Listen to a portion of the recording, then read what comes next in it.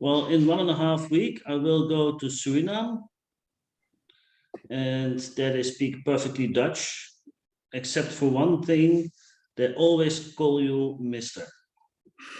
So they also always say Mr. Jan. This is terrible.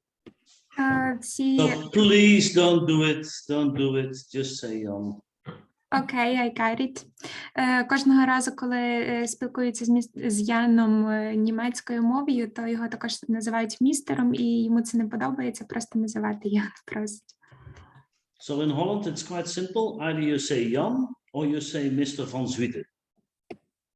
Okay. Okay, Mr. van Zwieten. And as I prefer to be called Jan, then it's easy.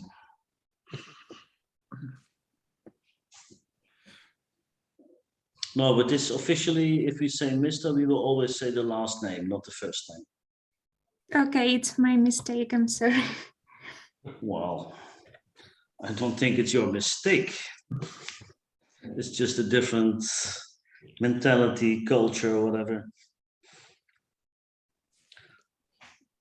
It's the same what I discussed with Volodymyr up front. I said in Holland, all students will be there 10 minutes before starting time.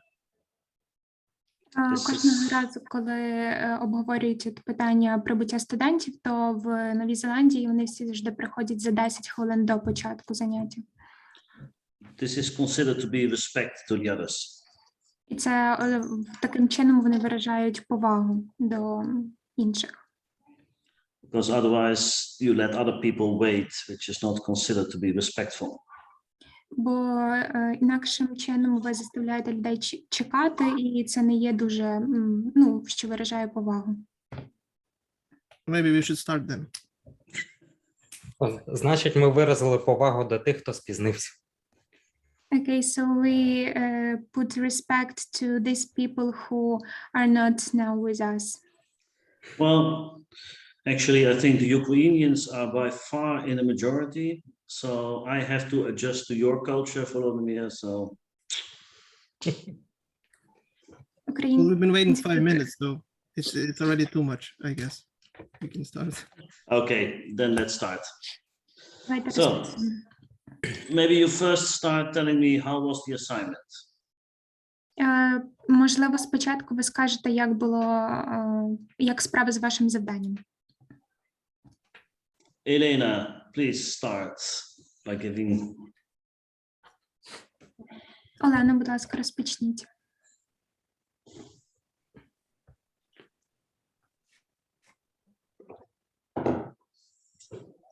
Elena, can you give us some reflection on how was the assignment for you? Олена, можете розповісти якісь свої рефлексії, як для вас було завдання? Sorry, some bad connection. Probably I missed something. Okay, so the home task was quite interesting and quite difficult at the same time. So I had to look through the video a couple of times to catch all the important moments. And it was not too easy to fill the table because the mediator used a lot of techniques at the same time, and they were mixed, and it was quite difficult to separate each technique and fill in the table. But it was definitely useful for better understanding how mediation have to be provided in correct way. And it was really great and looked very simply, but it wasn't. I know it. So that's all. Okay. Clip, how did you watch the video? Все понравилось. Запланировал себе в воскресенье написать вам и первое, и второе задание. Только из-за того, что личные были вопросы решал. У меня у крестницы свадьба, я приехал из Днепропетровска, только из-за этого в временном промежутке, что я постоянно был в разъезде, я не смог это сделать до сегодняшнего дня. Но обещаю в воскресенье отправить. I like everything. I'm planning to send you both of the task from Sunday. I'm sorry because I have some private issues. The daughter of my brother has the marriage and I just Congratulations. Вітання. Thank you very much. I just came from Dnipropetrovsk and that is why I couldn't send it to you. No problem. Do they still call it Dnipropetrovsk or is it now Dnipro?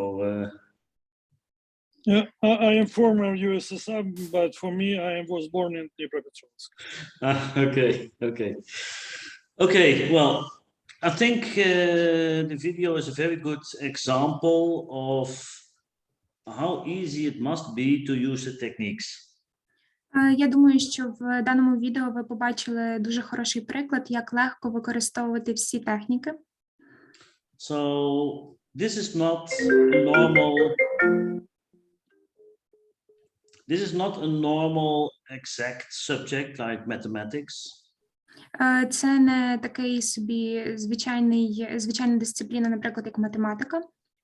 So just knowing the techniques and and being able to use them at the level of a 6 out of 10. Вам потрібно лише знати всі техніки і вміти їх використовувати на рівні 6 з 10. In mediation, this will lead to disaster.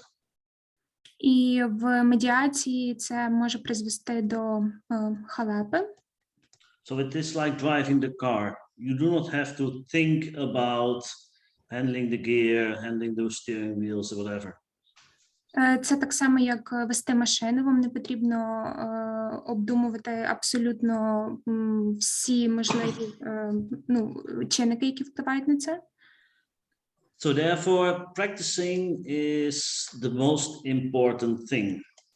Але саме завдяки практиці ви можете зрозуміти, що практика це найважливіша річ. So I would like you to start. Let me see. Where do I have it? With an exercise. Я б хотів, щоб ми зараз розпочали з вправи. I think we already discussed the commuting exercise, yes? Я думаю, що ми вже обговорювали дану вправу ком'ютінг. Перехід від одної сторони до іншої. Вправа переходу від однієї сторони до іншої. Дякую. Let me see. Why doesn't it work in the way I want it to work? No, that's better. The commuting exercise.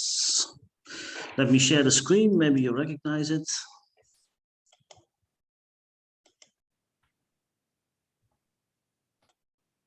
Does this look familiar or not? Чи ви пам'ятаєте цю вправу чи ні? We've tried carousel. Not Oh, we only did carousel? Okay. Yeah. Ми таку не робили, ні.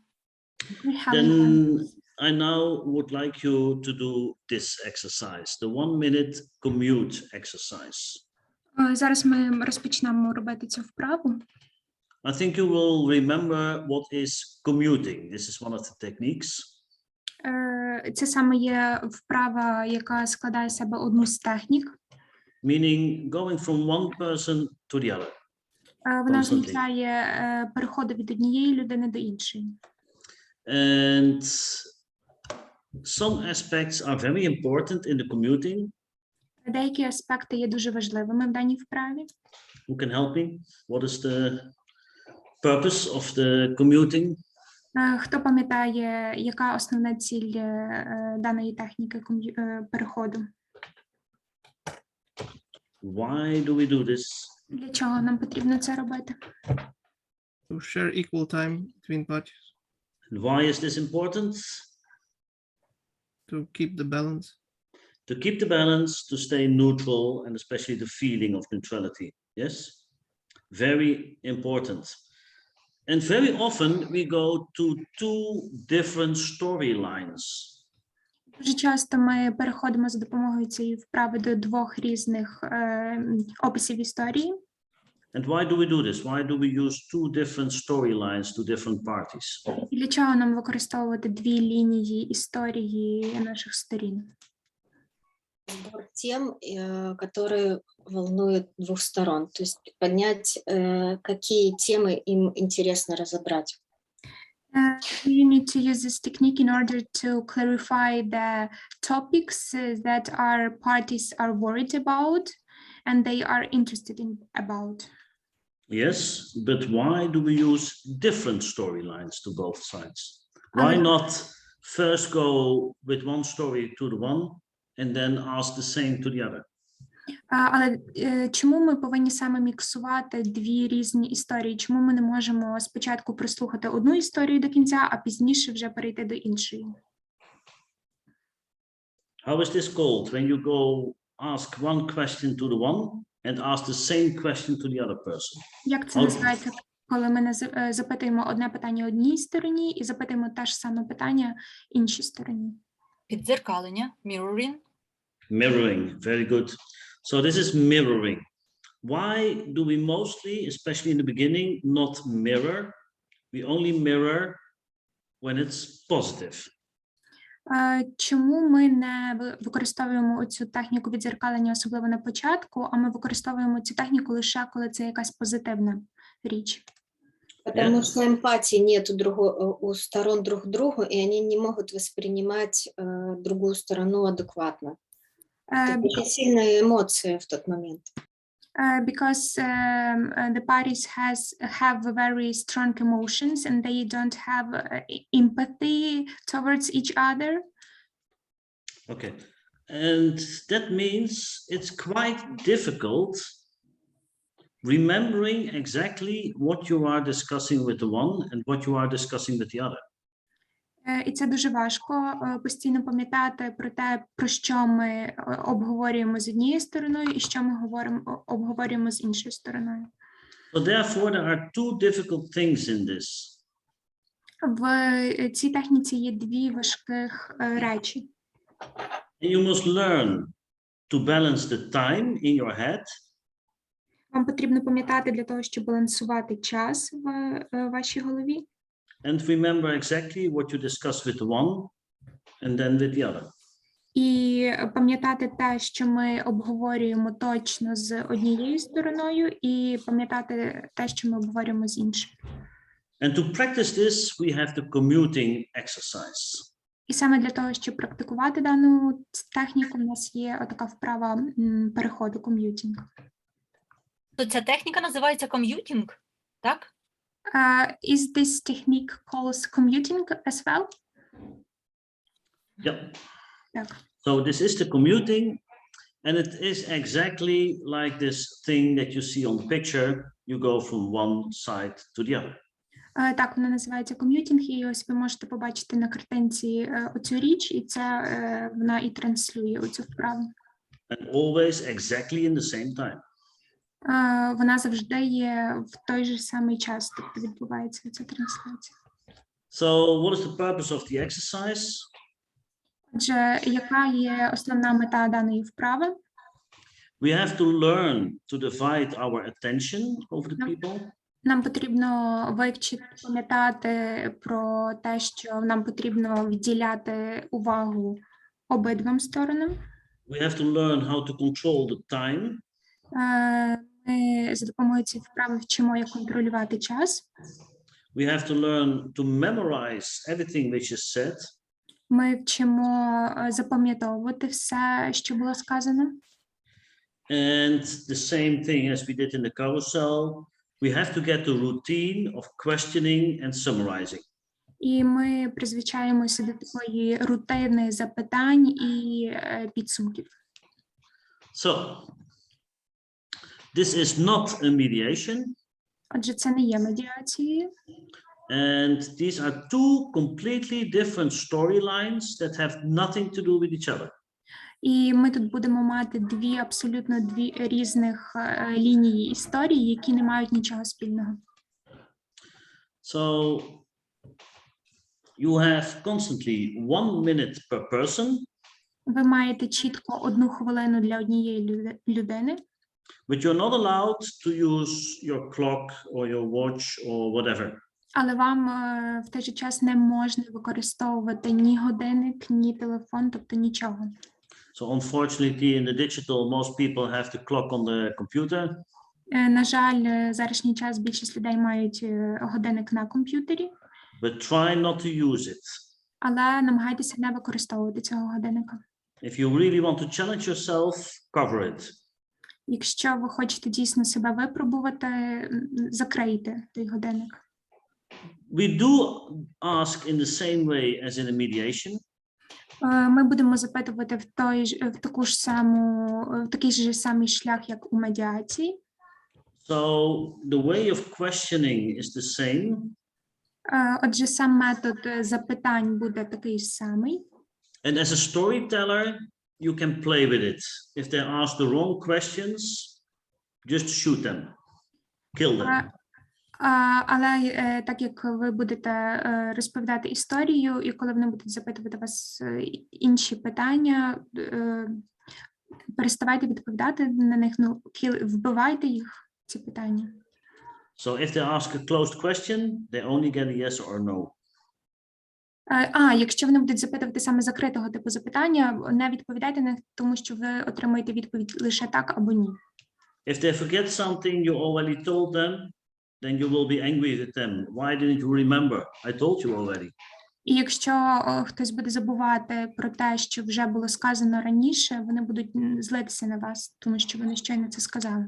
So in this way you can play a little bit with it.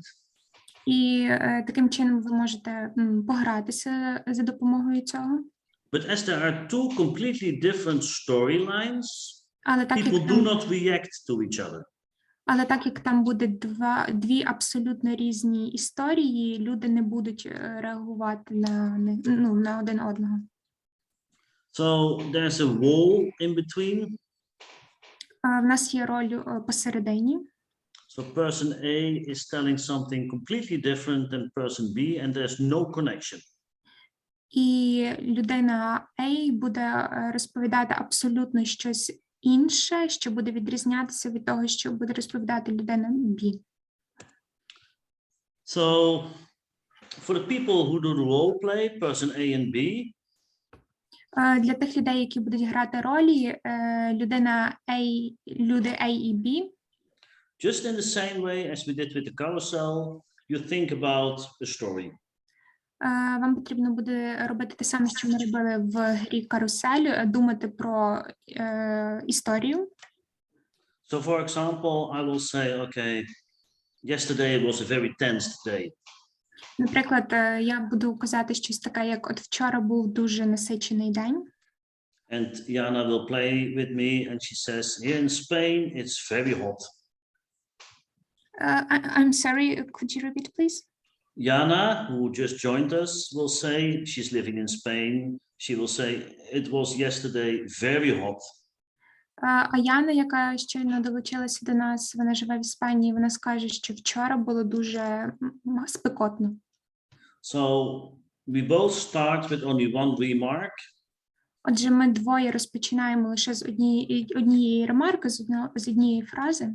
And you have to find out both stories. І вам потрібно дізнатися якомога більше від двох історій. But I will discuss something I had yesterday and everything connected to it here in Holland. Я буду розповідати про те, що сталося вчора, і те, що зв'язано з тим, чим я займався вчора в Голландії. She will probably discuss something very unimportant in Spain. Вона, мабуть, буде розповідати про щось надзвичайно неважливе, що відбувалося в Іспанії. And there's no connection between the stories. І немає ніякого зв'язку між цими історіями. Is that clear? Чи все ясно? That means that in your head you have to switch constantly. Це буде означати, що всередині вашої голови вам потрібно буде переключатися дуже швидко. So, well, I did not put more on paper. Exercise clear or not? Чи ясна вам вправа? Anyone, any questions? Можливо, Це хтось два правила у нас, так? Одна – триматись однієї хвилини і не ставити закритих запитань, правильно? Дві умови. So we have two strict rules. We have to put a 1 minute per person and don't ask closed questions. You can ask closed questions, but then it must be deliberately a closed question, just to clarify something or whatever. Ви можете запитувати такі закриті запитання, але лише для того, щоб щось уточнити. And you must finish your minute with summarizing. І ви повинні закінчити оцю хвилину, підсумовуючи те, що ви почули. Okay. Who is good enough speaking English to have a tryout with us? Jana, can you think of a story with only one line to start it? Okay. Who will play with us? Who will be the mediator? Хто б хотів бути медіатором? Ленко, спробуєш? Yeah, Yulia? Мы за Елену Гордиенко все болеем. У нее очень высокий уровень английского. We want to Elena be a mediator because she has a high level of English. Okay. So, Elena, you do the mediation? Okay, I'll try. Okay. Well, I'm person A. My storyline is I had a very tense day yesterday. Jana, you are person B. What is your storyline? I would like to ask, should I speak about me personally or about Something from you, but there must be some kind of story behind it. Okay. For example, you could say, okay, I'm going to move in 2 weeks. And then they have to find out everything which is behind it. Okay. Okay, so what is your storyline? Okay, I'm going to move in 2 weeks. Ah, okay. So you have two storylines, Elena. The others are the observers. We do, let's say, 3 or 4 rounds. And the others will have to time, is she exactly using 1 minute per person? What do you think about her way of questioning? What is going well, what is can be done better? And how is the summarizing? Yes? Отже, всі решта будуть спостерігачами, але вам потрібно спостерігати за тим, чи Олена використовує чітко 1 хвилину, задаючи запитання, та як вона задає ці запитання і як вона робить підсумки. Can we do it without translations or not? Ми будемо це робити без перекладу. Can everybody understand English good enough to just see the routine of the practice? Давайте без перекладу. Yes, we can do it without translation. Okay. At least we try, and if it doesn't work, well, afterwards you can practice in your own language. Okay, Elena, the floor is yours. Okay, Jan, could you tell me some more about situation you faced yesterday? The situation yesterday, what situation exactly did you mean? Actually, you have mentioned that your story was about something happened yesterday. Yeah. Yesterday it was quite a tense day. That's correct. Yeah, well, yesterday we had a lot of people coming over, and they were checking whether everything was all right. So, of course, it's a lot of fuss always. Do you mean a lot of people went to your office, or what? Yeah, we had 5 people. Exactly? We had 5 people at our office checking everything and discussing with all people we have. Yeah. What kind of people were there? Why are you so? Ooh, what kind of people? We had 2 professors of the University of Maastricht. We had 1 person of the University Wittenberg. We had 1 student, and we have 1 secretary of the accreditation board. So these were 5 people. So all these people were your guests, or maybe they provide some inspection Tell me more. Yeah, well, they were definitely, yeah, they were our guests, but I wouldn't say that this was a kind of social visit. No, not at all. No. You know, these kind of obligated things. I like the people as a person, but I never like what they're going to do. I see. So that make pause, and that's turn to Jana. And could you please tell me your story, Jana? What do you want talking about? Honestly, I don't want to talk about it, but this is my big issue today. I'm going to move in 2 months, to move house, I mean. So that's what I have today, my biggest issue. Could you please provide some details? Unfortunately, I have some bad connection, maybe some words are omitted, and sorry, could you please provide more information, because it's not fully clear what's going on. What information would you like to know? Tell something more about your impressions of the day. What's happened? Why you don't want to talk about it? What day? Today? Which day? Today or yesterday? Probably it was yesterday. Am I correct? No. Oh. I'm saying that I have to move house, and this is my issue for today, in general. So you are Okay. thinking to move to another? Yes, I have to move to another place to stay here in Spain, and I'm choosing which one to choose for this. It actually looks like you are not too happy with this choice. Am I right? What is happiness? In this situation, what we have now, especially Ukrainians abroad, the happiness is very, very relatively. So I cannot say about happiness. I can say maybe about satisfaction, about some comfortable things, about good opportunities for staying, for paying, for people you live with. Okay, It's Jana, not about I'm sorry happiness at all. Sorry to interrupt you, but let's turn to the story a bit later. Okay. And, okay, thank you.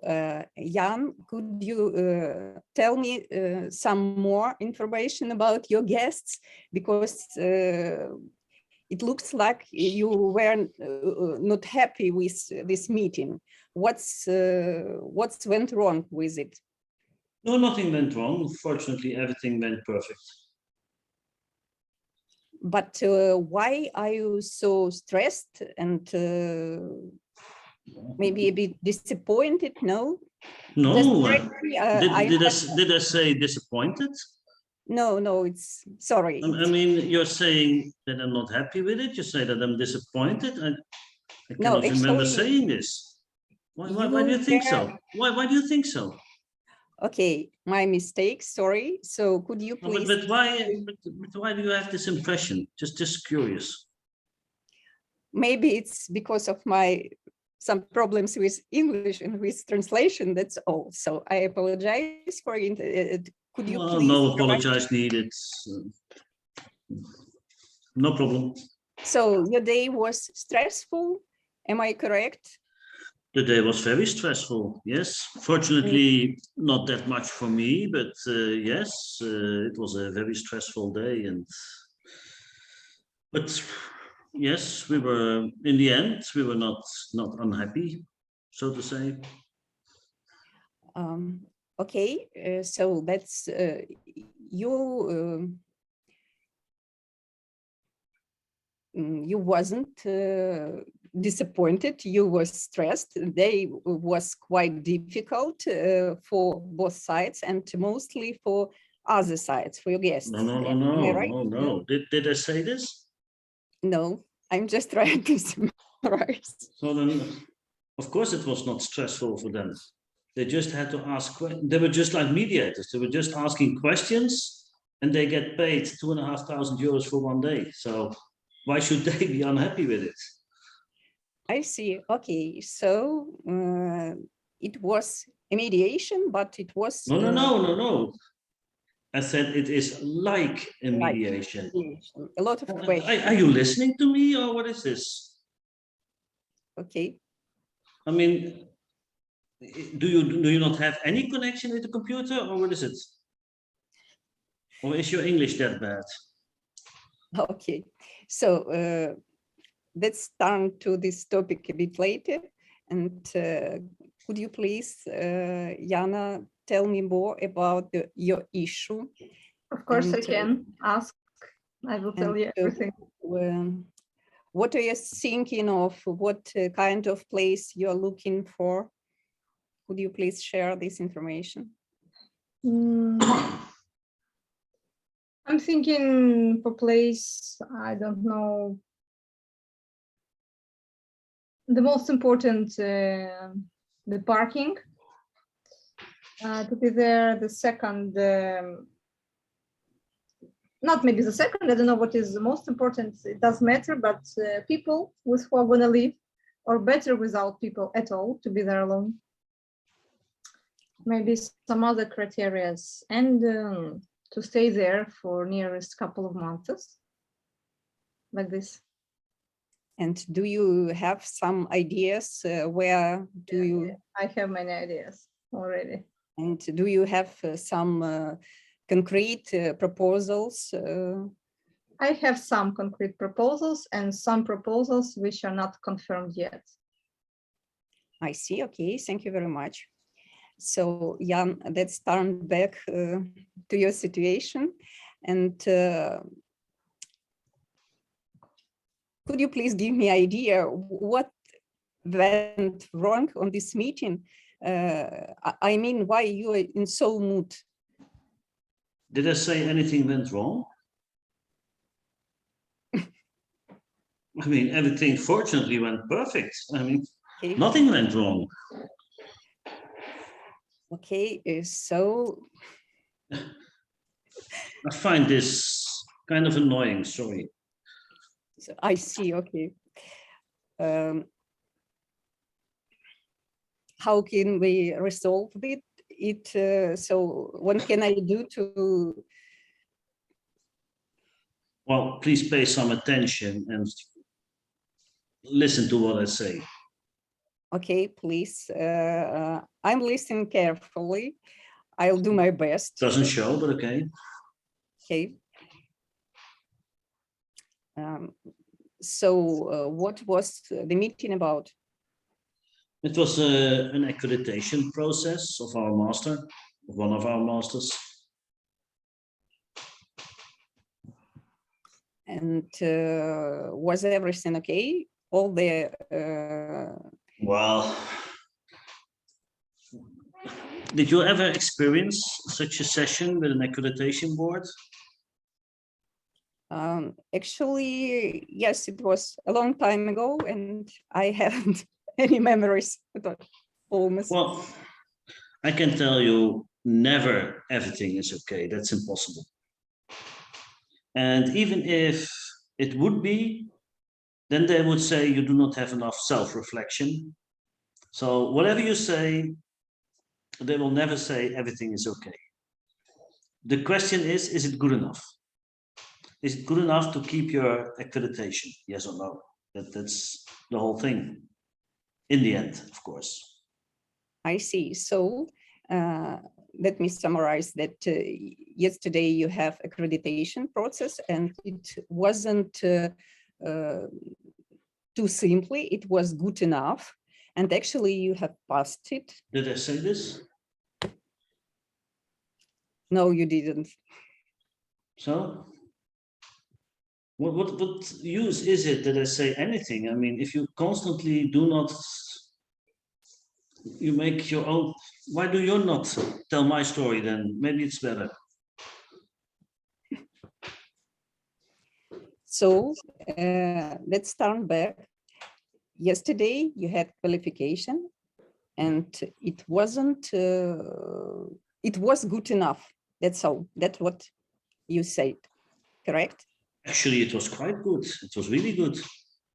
We got a lot of compliments, but never perfect. Of course, they had some stupid things, and at least for one thing, we were not happy about it. So we will be fighting a bit about one point, but for the rest, we got a lot of compliments.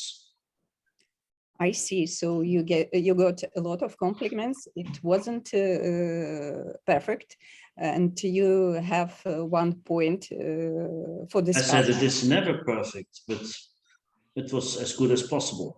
Let's say it this way. Okay, it was. As So good as yes, we were happy about it. So when did you had such an accreditation? Do you understand what an accreditation process is?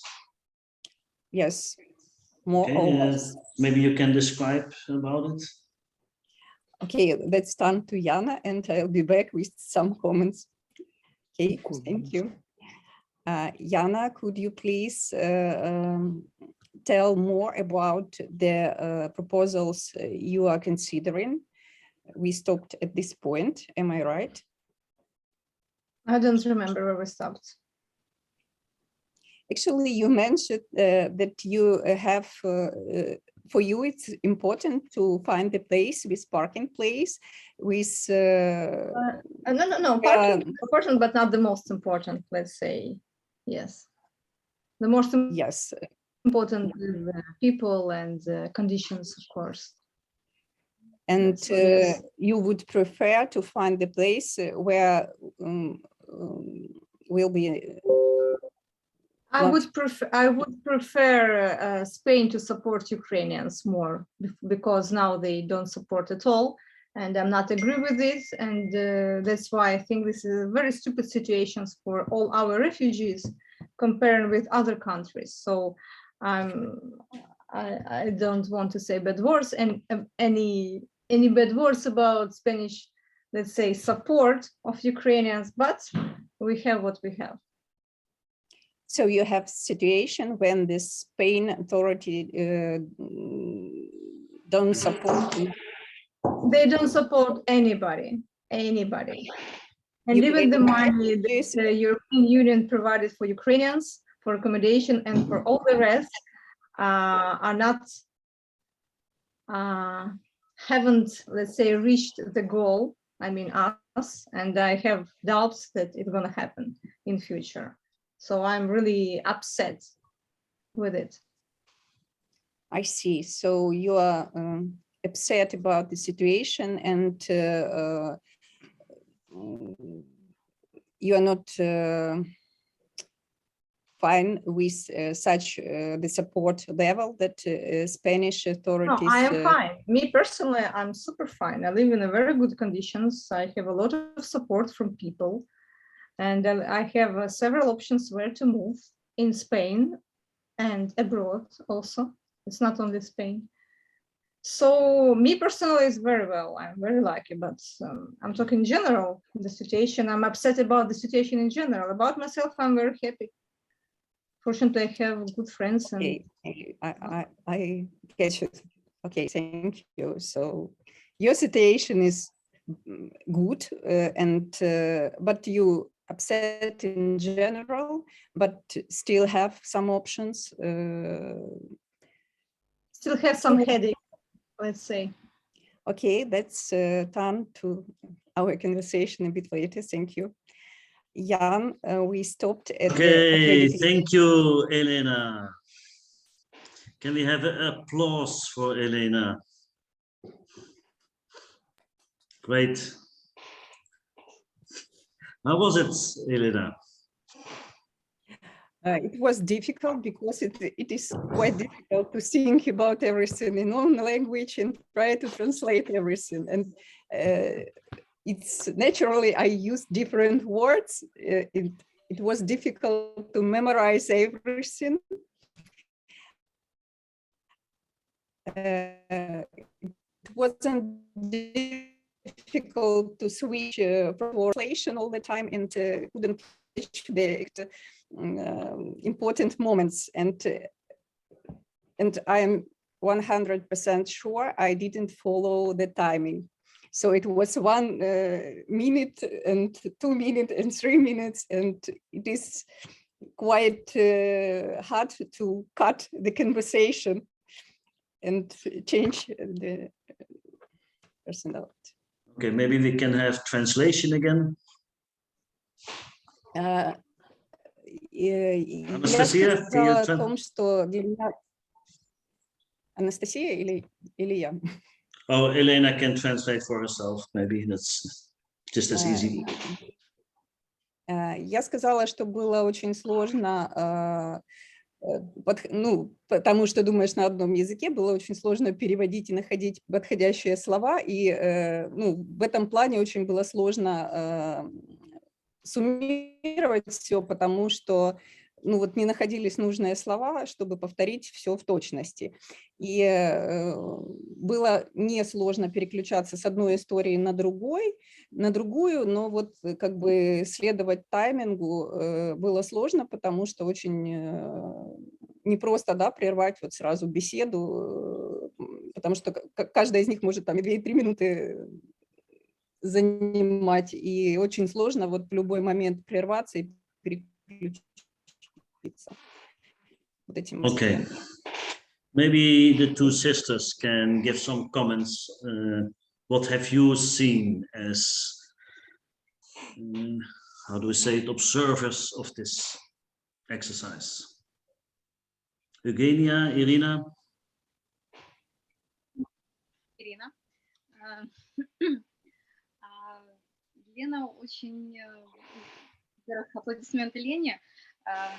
Она действительно терялась немножко по времени, потому что,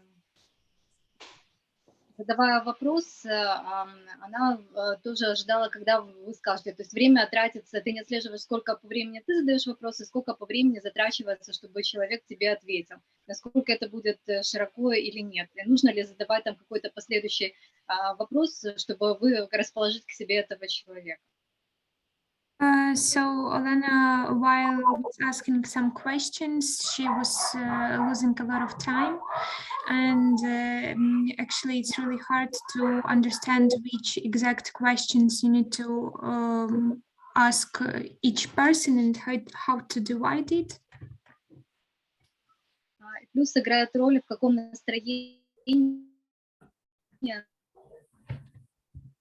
человек. Готов он открыться тебе там с первого вопроса, или тебе нужно каким-то образом устанавливать с ним контакт, чтобы он понемножку начал более детально рассказывать о себе, о ситуации. Additionally, there is one very important fact about the mood of the person. So you need to understand exactly the emotion, the mood of one or another person in order to understand how to continue conversation with him or her.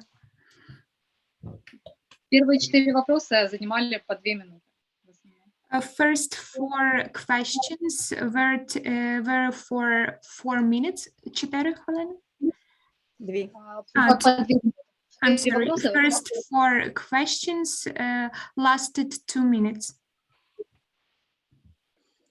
Okay, Julia, you raise your hand.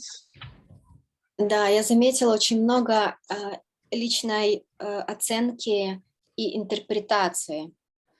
I found out a lot of private evaluation and interpretation of facts.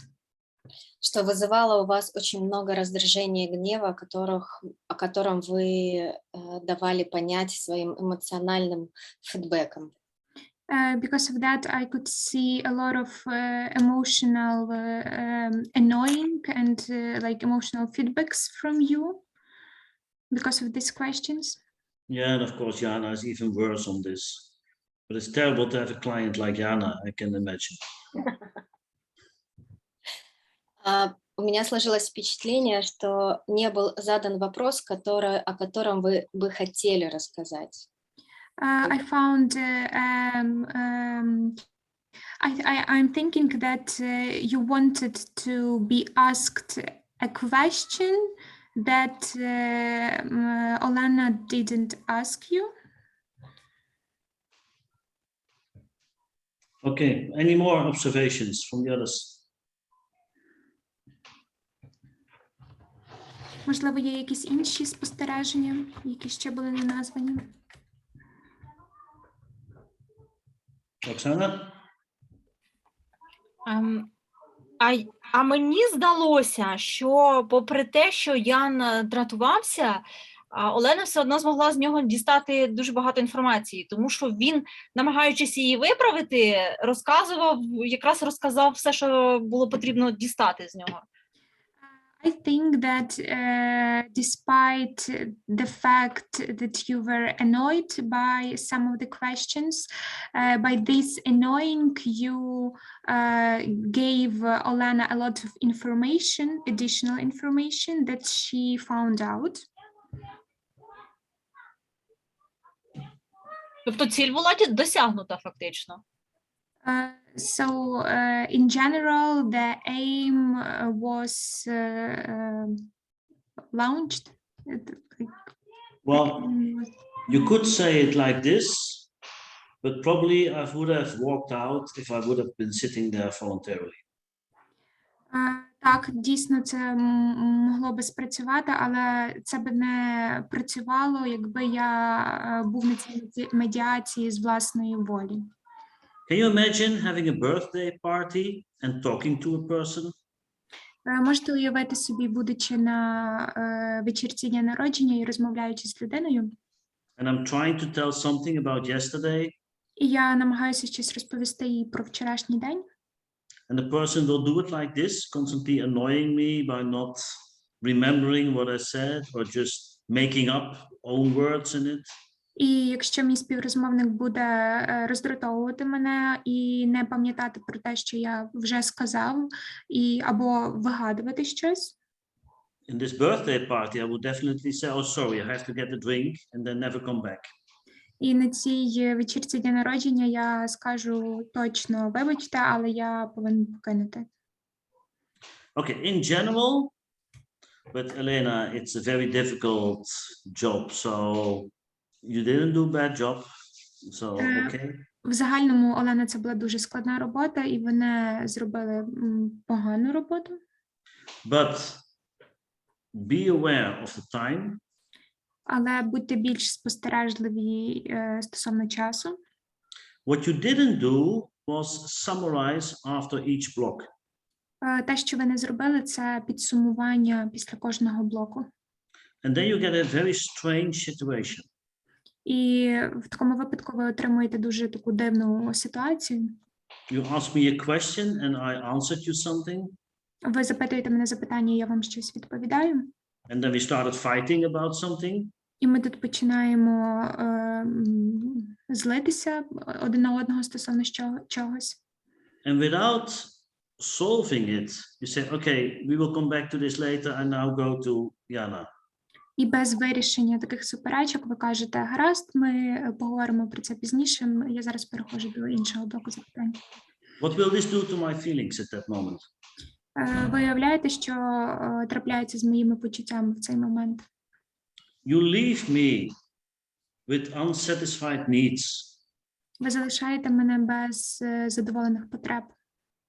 You leave me more or less angry. Ви залишаєте мене більш-менш таким злим. Then you're talking to Jana.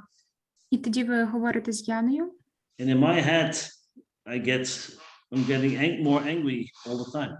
А в своїй голові я ще більше стаю злішим. And it's very simple to solve this by summarizing. І дуже легко вирішити таку ситуацію, підсумовуючи її. So you can just say in the summarizing, okay, I see that you are upset that I didn't recollect it correctly. В такому підсумуванні ви можете просто сказати, гаразд, я бачу, що ви є засмученим, тому що я щось зробила не так. But is it correct that you said this and this? Але чи правильно те, що ви сказали, те чи інше? And then you name the facts that we do not argue about. І ви перераховуєте факти, про які ми не сперечалися. And if I give you a yes, at least we have common ground again.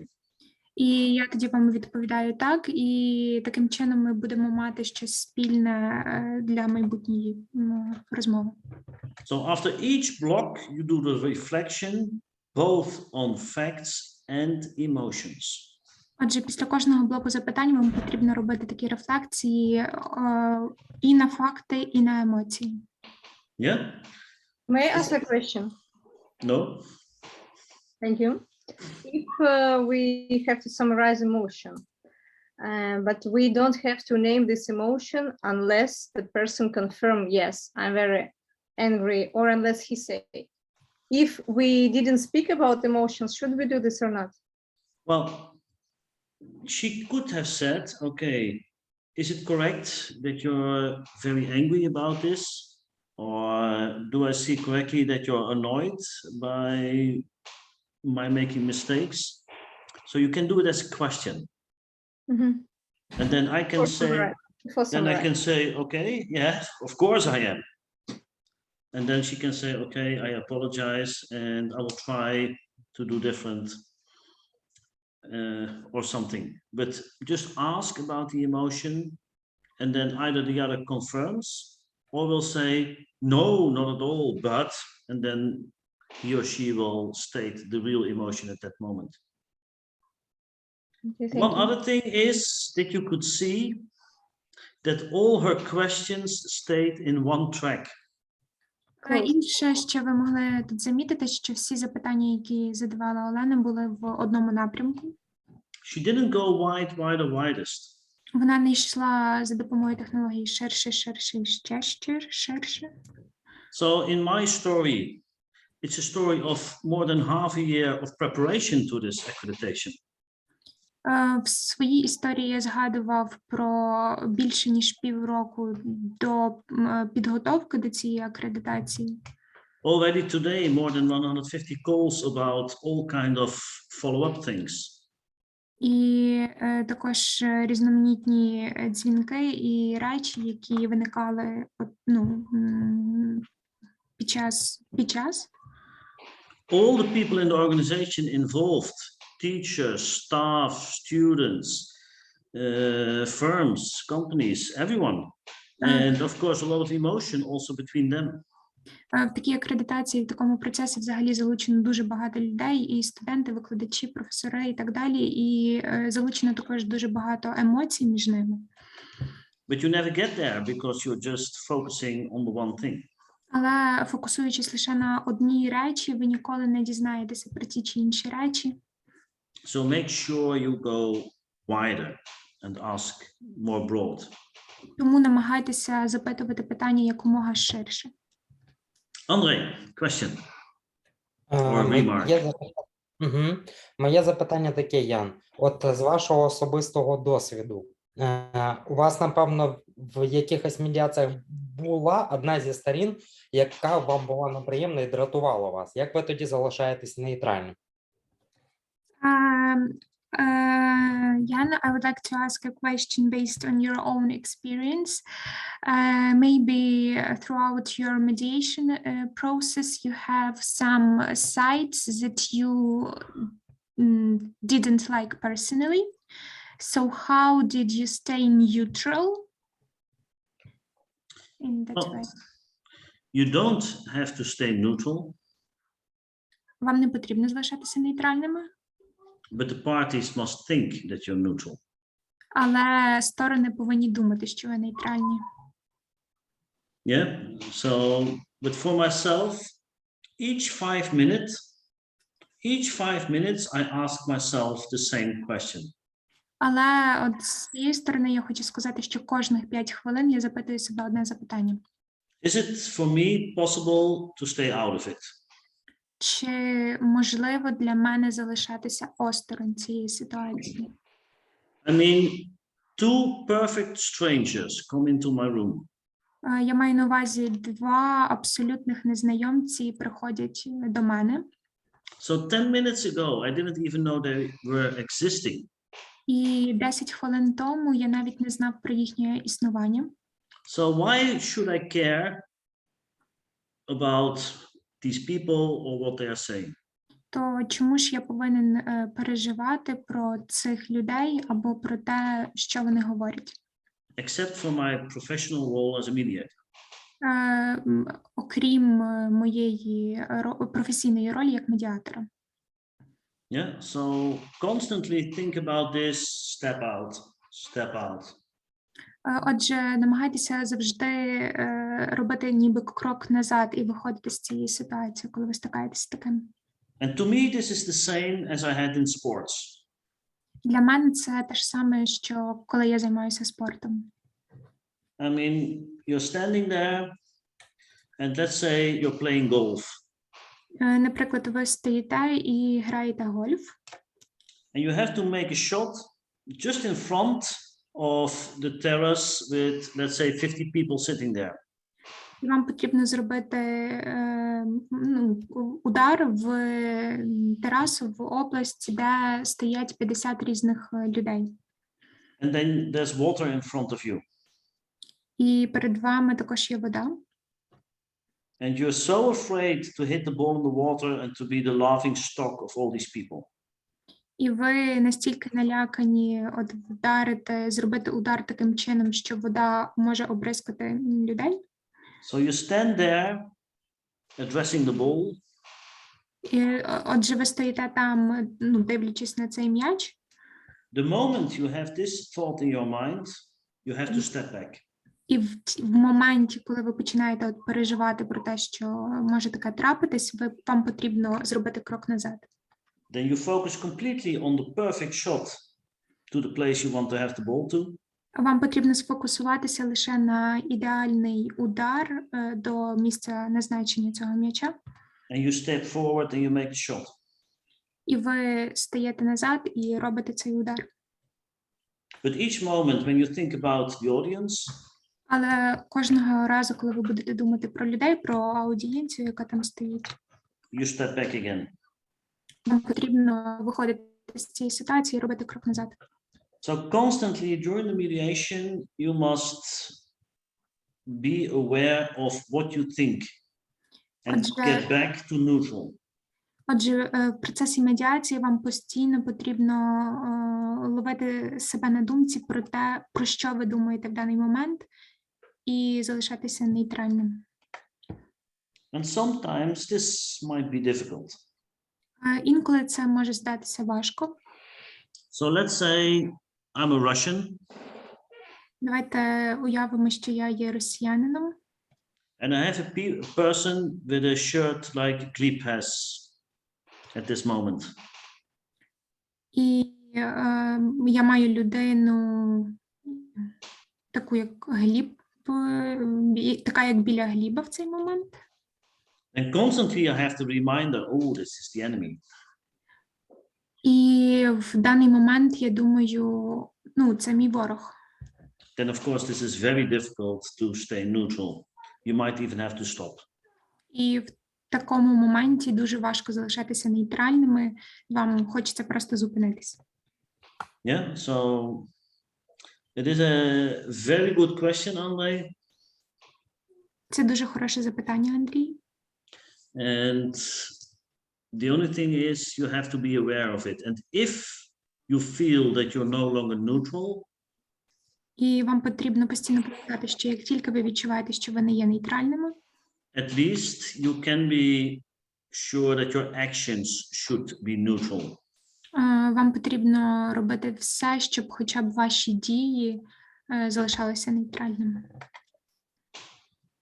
So, did you ever have a classroom where the teacher has his own children in the classroom? I'll continue, okay. Okay. Чи у вас був клас, де вчителька має справу з багатьма дітьми? Then very often either he will be too harsh on his own children, Дуже часто вчитель є або дуже строгий з дітьми, or too nice. або дуже добрий. So he should be very aware of treating them neutral.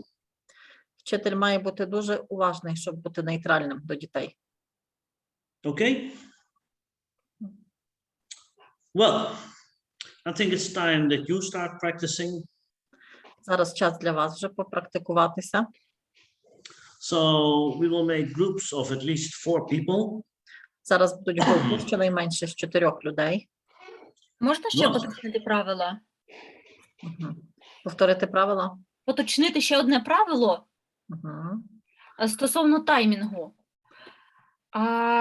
Хвилина це і на запитання, і на відповідь, і на summarize. Oksana wants to clarify the rule. So 1 minute it's for questions and summarizing. It's for everything. Yes, but the summarizing, well, sometimes people make a longer summarize than the 1 minute. Інколи це буває довше, ніж хвилину. Робляться довші підсумки. Of course, this is not what we want. Але це не те, що ми хочемо. So if we have 1 minute questions, we can have maximum 15 seconds of summarizing. Якщо 1 хвилина запитання, тоді максимум 15 секунд підсумки. Okay. Well, just one thing, Herbert, because you were late, you gave away the rights to be the time manager. So now Volodymyr took over. Так, He decides on the coffee, he decides on the courses. Yes? Герберт, ви запізнились і ви вже втратили свою роль. Того, хто встановлює перерви, Володимир вже це все перебрав на себе, коли пити каву. Okay, let's make 2 groups. One group is Volodymyr, Elena. No, I just make 2 groups, and we will see who is in the groups. And each time we have 1 mediator, 2 people with a storyline, and the other one is observer. Один буде медіатором, 2 людей з історіями і 1 спостерігач. You do 3 rounds. Буде 3 раунди. Just like Elena did. Так, як Олена робила. Then you evaluate. Потім ви оцінюєте. And then another one is taking over as a mediator, and 2 others will have storylines. А потім інший стає медіатором, міняєтесь ролями, а інші люди розповідають історії. So the first time the observer can become the mediator and can move on where the mediator left off. Перший раз спостерігач може стати медіатором. Так, міняється ролями. Yes, is it clear? Розуміло? Okay. Let me see. Is it more or less okay? I Это think нам в this- целом на это упражнение дается времени. Okay. Julia asks how much time will we have for the exercise? We'll see. We'll see. Побачимо. Блін.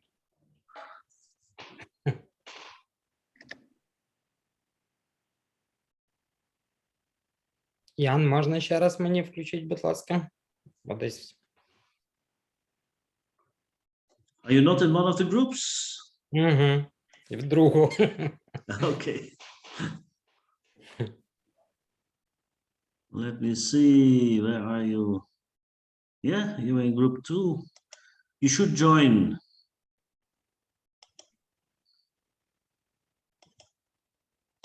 You should press that you join.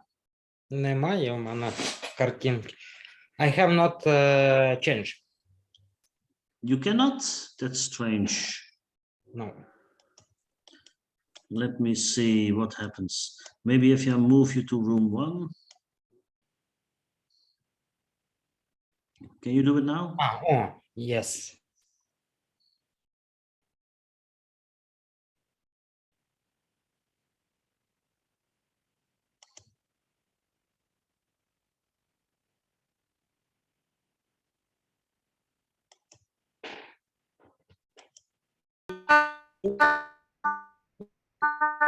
А я буду з Гербертом спостерігачі. Так.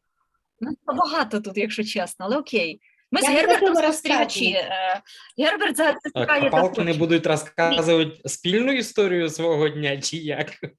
Ні, тільки одна Копалкіна розказує. Женя розказує історію.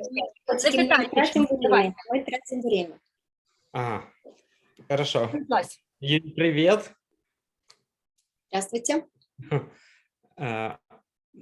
Мы говорим на ты или на вы? Я еще не знаю, как вас зовут, простите. Меня зовут Андрей. Я думал, что мы знакомы. Здравствуйте, Андрей. Меня зовут Юлия. Юля, расскажите, как вчера прошел ваш день? Да, в принципе, как всегда, ничего нового. Ага. Хотя, в принципе, из того, что я живу в новой стране последние 3 месяца, то, конечно же, все поменялось. Но если брать течение последнего месяца, то, наверное, вчерашний день не был чем-то особенным. А в какой стране вы сейчас живете? В Швейцарии. Мгм. Расскажите, как вы туда приехали? Хорошо. Сколько у вас есть времени, чтобы я рассказала весь мой путь? Ну, весь мы, возможно, не успеем услышать, но, по крайней мере, часть его я с удовольствием послушаю, потом продолжим. Ну, значит, 24 февраля я проснулась утром от сирен, и я поняла, что началась война. Я прочитала новости, и вот я пошла снимать деньги наличными, потому что понимала, что нужны были наличные деньги. И потом было два световых дня и одна ночь. Даже нет, был один световой день и одна ночь, в котором мы принимали спонтанные решения, куда нам двигаться, куда ехать, какие вещи собирать, на чем ехать. И мне пришлось сесть в машину, которую я никогда не водила, и последний раз, когда я сидела за машиной, это было 2 года назад. И мне пришлось ехать в течение 3 суток, не выходя из машины. Но мы проехали, мы спали в машине. Мы доехали до Львова, потом до Тернополя, потом до Ужгорода. А с Ужгорода я с друзьями пешком пересекла границу с Венгрией. После Венгрии меня волонтеры с моей дочерью довезли до Будапешта. С Будапешта другие волонтеры довезли до Австрии. С Австрии другие волонтеры довезли нас до Германии. Summarizing. Ну, я ж не буду ее прям... Юля, то есть я правильно понимаю, да, вы убегали от войны, уезжали прямо Так, а кто у нас медиатор, я не понял. А я тобі допомагаю, подивися. А я ж не буду ее переубивать. Юля не встигне. Юль, правильно я понимаю, Юля не что встигне побути медіатором. у вас в стране война, вам пришлось переехать в другую страну, в Швейцарию, где вы сейчас живете со своей семьей? Ну, не со всей своей семьей, со своей дочерью. Ага, понимаю. Хорошо, с вашего позволения я поговорю с другой стороной, а потом мы продолжим вашу историю. Она очень интересная. Женя? Да. Женя? Да. Женя, как прошел ваш вчерашний день? Он был насыщенным. У меня было несколько тренингов, и между тренингами мне надо было успеть еще на одну встречу с представителями Объединенных Наций, специальная комиссия, независимая комиссия по расследованию преступлений в Украине, встреча с СНГО-группами, с СНГО-организациями, и мне надо было это все успеть достаточно. Хорошо. А когда вы проводите эти встречи, чем конкретно вы занимаетесь по работе? По документированию военных преступлений, определению фокус-групп, на что в первую очередь необходимо обратить внимание. Но опять же, эта встреча была достаточно спонтанная, нас приглашенных предупредили за несколько часов, поэтому необходимо было очень быстро корректировать свое время и выезжать непосредственно на встречу. То есть у вас одновременно происходят и тренинги по обучению в том же направлении? Да, совершенно. Правильно я понял вас, что вы, в принципе, занимаетесь военными преступлениями?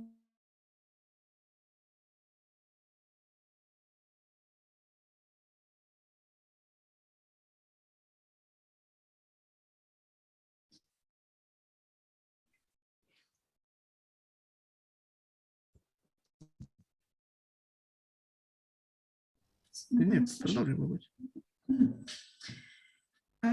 Розкажіть детальніше, чим ви займалися? Ну, мене просили зносити папірці, щось підписувати.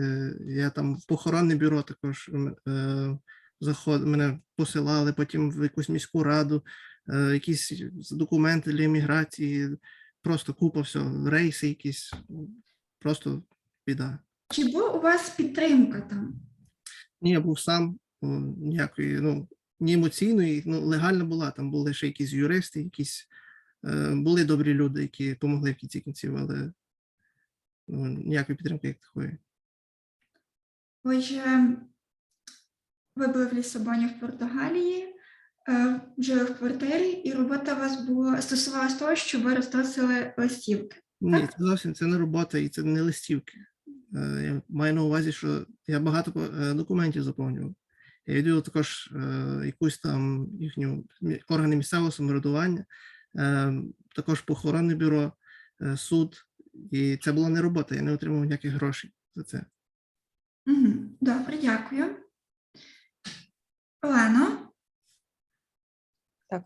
Розкажіть про ваше дозвілля. Дозвілля?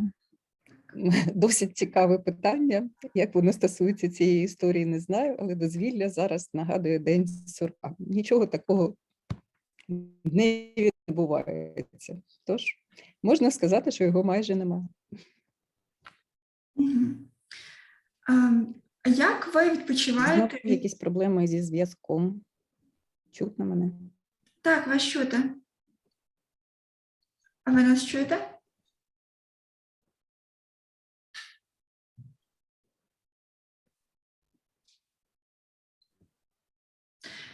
Розкажіть про те, як ви відпочиваєте після роботи. Як ви відволікаєтесь?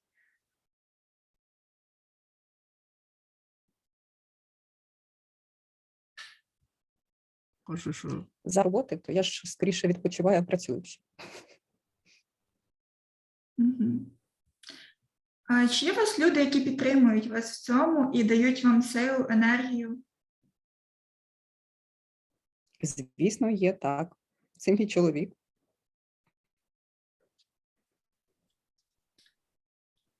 Добре, дякую. То що, напевно, поміняємось? можна. Свою помилку я вже зрозуміла, знаю, тому передаю естафету далі. Владимир, так мне, я помогаю своей коллеге, она отошла на 5 минут. Я, разрешите, я был как со-медиатор, поэтому если у меня еще возникли какие-то идеи, вы были в Португалии, я сразу понял, что вы были на похоронах, вот как-то, если можно было где-то записать на бумажке, я бы написал, что вы были на похоронах. Потому что вы сразу сказали, что были плохие и хорошие, я под сумму и хорошие. А что плохого? Что вы не сделали? О чем вы суммуете? Что вы не сделали в Португалии? Может, кто-то, или что-то бы вы сделали по-другому. Ну, там, или кто-то бы еще мог бы вам помочь. Я говорю, и если вы можете мне рассказать о этом, что не все вас устроило в поездке?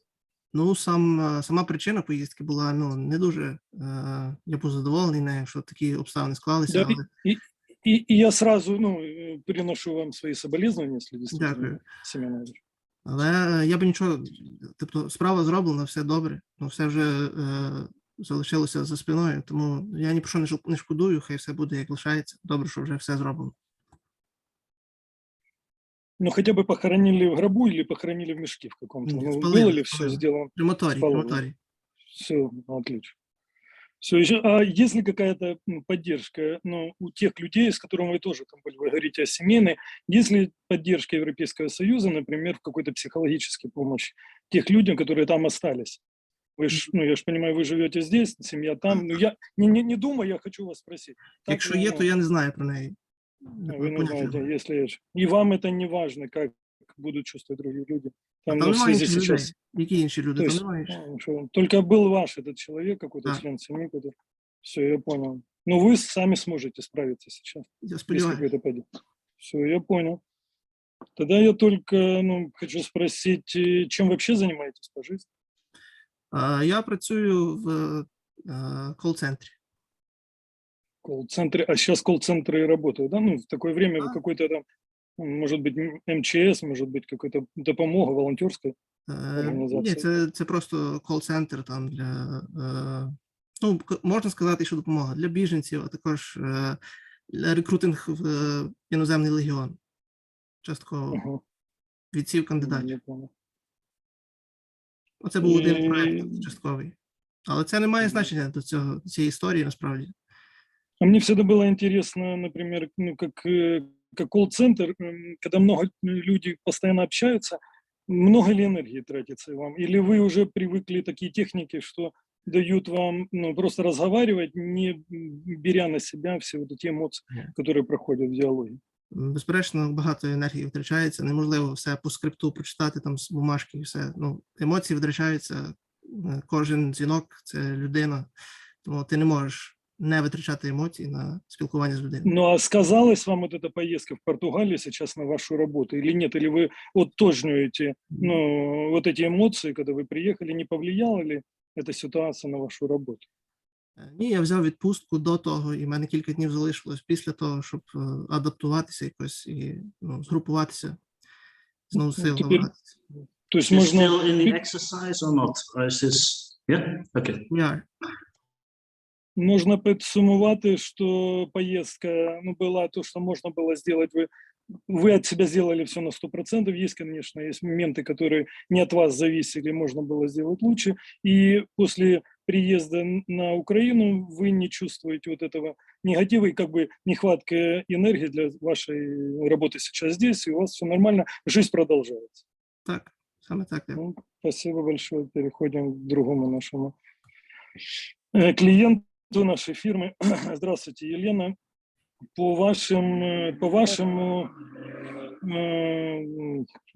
вашей медиации, ну, то, что я услышал, Лина с вами разговаривала, у вас есть иностранный партнер, который вам предложил какие-то рекламную продукцию и продукцию, которую вы можете рекламировать от имени своей фирмы, продавать ее, и тем самым вы расширили перечень продукции, которую вы можете сейчас предложить на Украине украинским вашим клиентам, и она очень сейчас востребована и даст вам возможность не хотя бы платить людям заработную плату. И те люди, которые у вас остались в штате, они, ну, смогут выучиться, еще больше расширить свой потенциал как работников, профессионалов, и вы хотя бы, ну, продолжите делать сейчас в непростое наше время. На самом деле я ничего не говорила ни про зарплату, ни про возможность того, чтобы остались сотрудники и работали. Об этом речи не было. Не было, ну, видите, я так, извините, apologize, я так понял, из этого это сам сделал свой, у меня всегда, я делаю суммарай сразу от других людей, поэтому еще раз извиняюсь. Тогда расскажите мне, пожалуйста, еще раз, чтобы я понял, потому что я немножко не уловил, что такое листовка, что такая продукция, и, ну, если можно, для меня пару У нас есть предложений. партнер, который производит.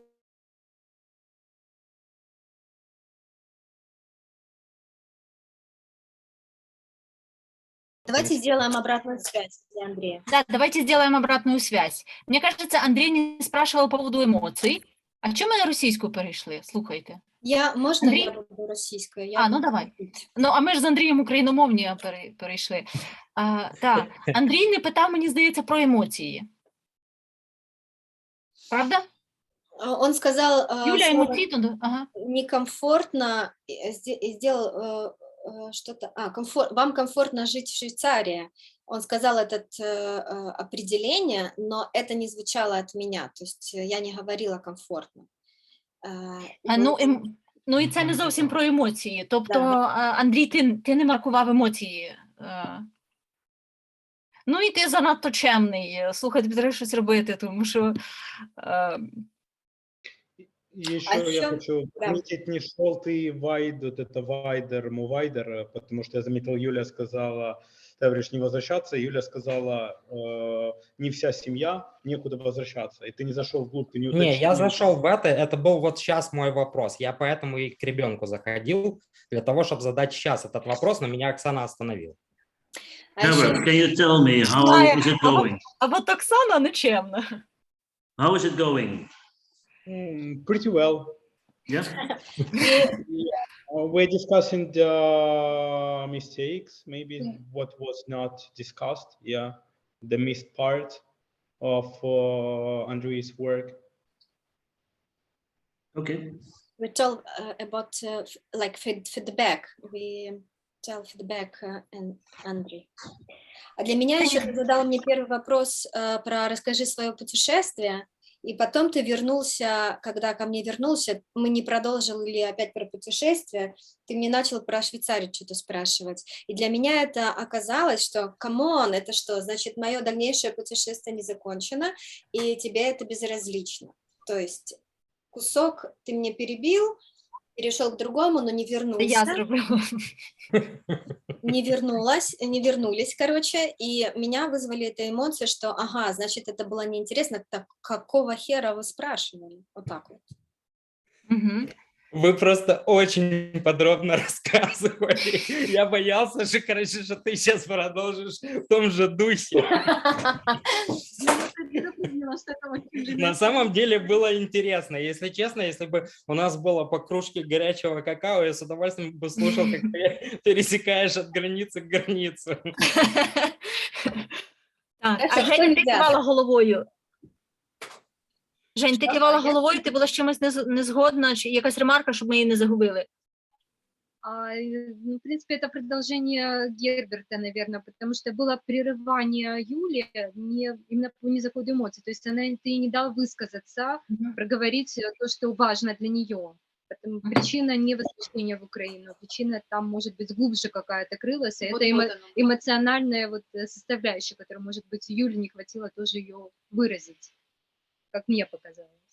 І, Андрій, треба робити, що ти такий сильно чемний, треба щось робити з тим, то біда буде, то буде Андрей біда. Давайте Оксана медиатор, сейчас Оксана будет начемна. Мне показалось, что да, Оксана чемна. С своей стороны. А вот по Юле, да, вот припущению, при предположении по определенным моментам. Ну, поехали. Спасибо. Оксана, давай ты. Ні, я вже була медіатором. Please keep this in mind. These are the 4 aspects you have to evaluate for him. Yeah, just simple. You do not need very long discussions. Keep it short, strict. Did he divide attention in a good way? Did he control the time? Did he memorize, okay, what was said? And did he have the routine of questioning and summarizing? Stop. Next person.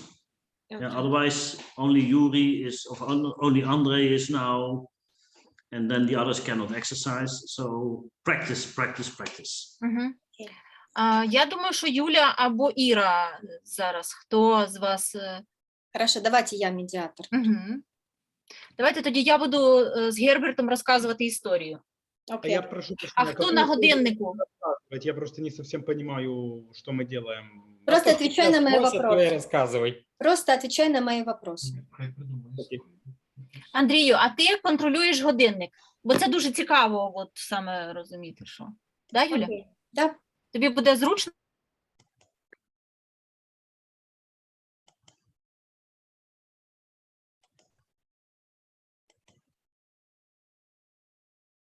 Да, я ввечері вже поїхав.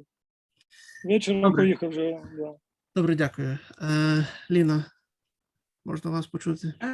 Так, зовсім недавно я проводила такий захід для абітурієнтів університетів, який називався «Перше побачення», і я допомагала представляти свою спеціальність для майбутніх студентів. Ви працюєте чи вчитесь в університеті? Я вчусь і паралельно працюю. Тобто ви на старших курсах, так? Так. Яка спеціальність? Психологія. Психологія. Тобто, і це був якийсь захід для тих, хто ще вагається, куди їм поступати, для того, щоб заохотити поступати, обрати саме вашу спеціальність? Так, ми представляли спеціальність для того, щоб учні могли більш детальніше дізнатись про майбутнє працевлаштування, про освіту і можливості. І скільки він тривав? Це цілий день чи півдня, наприклад? Це тривало близько 4 годин. Ага, добре, дякую. Тобто ви вчитесь на психології і ви проводили захід для заохочування, такий, для агітації абітурієнтів, щоб вони обрали саме вашу спеціальність. 4 години приблизно, так? Вчора це тривало. Так. Добре, дякую. Гліб, то як була ваша поїздка? Туди, назад, комфортно чи не дуже? В поездах сейчас оно ж как попадет. Если ты идешь на проходящем поезде, то не всегда новые поезда, а Днепро фирменный, он всегда хороший, уже все новые поезда. Но я никогда не сплю в поездах, плохо, и поэтому приезжаю и высыпаюсь целый день. То есть у меня день потерян, меняется график, биоритмы, и очень тяжело. Поэтому у меня все сбивается. То есть у меня один день поездки, это у меня вылетает потом 3 дня уже. Потом, пока я обратно войду в ритм, мне тяжело очень. Які ваші емоції, не знаю, від відвідин весілля? Ну, загалом. Ну, що я такий старий вже, боже мой. Ну, що вже люди влюбляються, женяться, а я вже старію. Та чого? Ну, тобто... Ні, я ж не кажу, що це плохо. Ні, я просто факт. Це past simple. Past simple, все просто. Тобто відчуття власного віку, вже висоти, досвіду. Уже, да. Так це ж не перше весілля моє крестника. От коли перше, я вже зрозумів, що я вже все, вже старик. Розуміло. Тобто, старик і море. Дніпровське море. Зрозуміло, що, я зрозумів, що, тобто, ваша ця вся поїздка зайняла 3 дня в сумі, так, з тим, щоб відійти від неї. Да, якщо б не було лекції Б'яна, я б зараз не восстановився. Тільки лекція Яна мені допомагає зараз, хоч як-то енергію дає, да, щоб я хоч наповнився. Добре, зрозуміло, дякую. Ліна, ми зупинилися на тому, що яка роль була ваша в проведенні цього заходу з абітурієнтами? Моя роль була суто в тому, щоб представити психологію таку більш простішу для учнів. Це були якісь вправи, там, якісь щось таке? Що це було? Так, це були психологічні ігри, мінімальні тести, розповіді. Угу. Зрозуміло. А який це університет? Західноукраїнський. Національний, так, університет. Добре, зрозуміло. І скільки людей відвідало ваш приблизно захід? Ну, враховуючи те, що така ситуація склалась, то на заході було приблизно більше 100 людей. Ну, і це хороший результат. Ви мали комусь звітувати, там якісь, може... Хороший результат – це усмішка учнів і їхнє позитивне ставлення, і те, що вони більше ставили запитань про дану спеціальність. Оце був дійсно хороший результат. Дякую. То підсумовуючи, можна сказати, що приблизно 100 людей відвідало ваш захід, і ви, мабуть, задоволені результатом, якщо ви бачили посмішки на лицях абітурієнтів. І ваша роль персонально була в тому, що ви виконували, показували дітям, абітурієнтам вправи, аби їх зацікавити, залучити, так? Так. Добре, дякую. Мабуть, поміняємося тепер з ролями. Правильно, з Глібом, чи як виходить? Хто ще не був?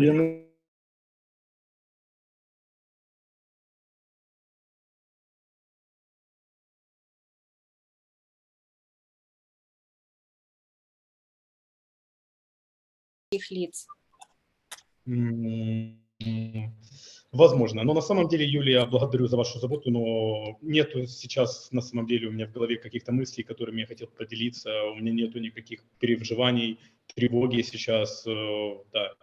И нового ничего у меня сейчас не происходит в жизни. Обычная рутина. Юля, 2 минуты.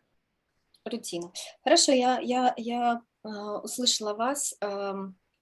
Мне нужно подумать, как продолжить с вами диалог, так как я нахожусь немного в затруднении. Позвольте мне сейчас перейти к Оксане, я вернусь, и у меня как раз немножко будет времени, чтобы быть вам полезной. Спасибо за внимание. Оксан, что, возвращаемся к вашей Аделине. Скажите, пожалуйста, а в каких отношениях вы находитесь с мамой Аделины? Это ваши родственники, друзья? Кто это, если они настолько близки к вам, что вы встречали их? Это моя двоюродная сестра, и Аделина – это моя племянница. Мгм. Вы будете крестной мамой, может быть, или... Мы это не обсуждали. Мгм. Скажите, пожалуйста, вы готовили подарки какие-то? Потому что я знаю, что есть такая культурная особенность с чем-то прийти в этот особый день, в этот... Что-то готовили? А, мы купили шарики и цветы для того, чтобы это было торжественно и красиво. И был мой муж, который фотограф, и мы делали фотографии. И просто их забрали из роддома и провели домой. Мгм. Правильно ли я понимаю, что для вас было очень важно сделать это празднично, торжественно, и для этого вы купили шарики, и ваш прекрасный муж сделал чудесные фотографии, чтобы осталось в памяти это событие? Да, Да? надеюсь, что будут красивые фотографии. Спасибо большое. Оксана, у нас время сейчас... Sorry, Julia, sorry. Is this interesting enough to do some more minutes, or Хотите Что еще раз? больше времени? Хотите? Интересно идет рассказ, Ян спрашивает. Нужно еще больше времени? you want to keep on practicing a bit more, or? Yes, I need more questions for Gerber, because I don't find ways... No, but I mean in general, is it worthwhile, this exercise, to keep on practicing now? Or do you first want to move on and practice for yourself afterwards? What will we do? Давайте попросимо 2 хвилини. If you have any material, to teach us. Не, нам нужно еще практика. Yes, Давайте 2 always хвилини material, просто. but 2 practicing хвилини is попросимо. important. So we Okay. can do 10 more minutes and then go back, yes? Yes. Yeah, Okay. that sounds nice. Thank you. Okay. Я предлагаю вернуться к Герберту. Последний вопрос, потом мы делаем...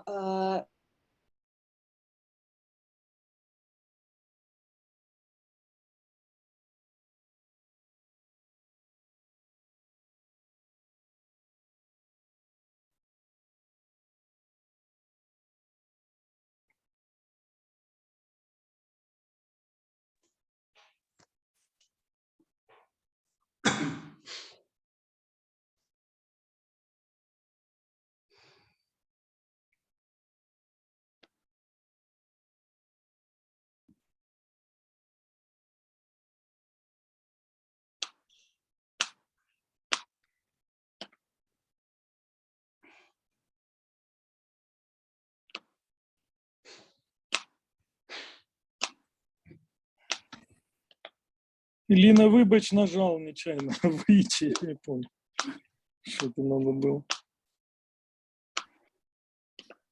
Ну, я считаю, Несторович это №1 вообще, психолог в мире, я ему говорю. Я еще Фурмана не слышал, но... Фурман – це така людина трошки важча. До нього важче знайти підхід. Ми знайдемо, не переживай, не турбуйся. Сказал Глеб и щелкнул садовыми ножницами. Okay, how is it? Як це було? Все? Позитивно. Very positively. In a positive way. І дуже корисно. Very useful. Nothing more to learn, Andrei? Більше нічого, щоб навчитися, Андрій. Абсолютно точно Андрею надо учиться таймингу и научиться перебивать женщин, а не быть вежливым. He must to learn how to interrupt women and not to be too polite, and timing he must learn. Потому что простой вопрос, заданный к женщине, может растянуться на несколько бокалов вина.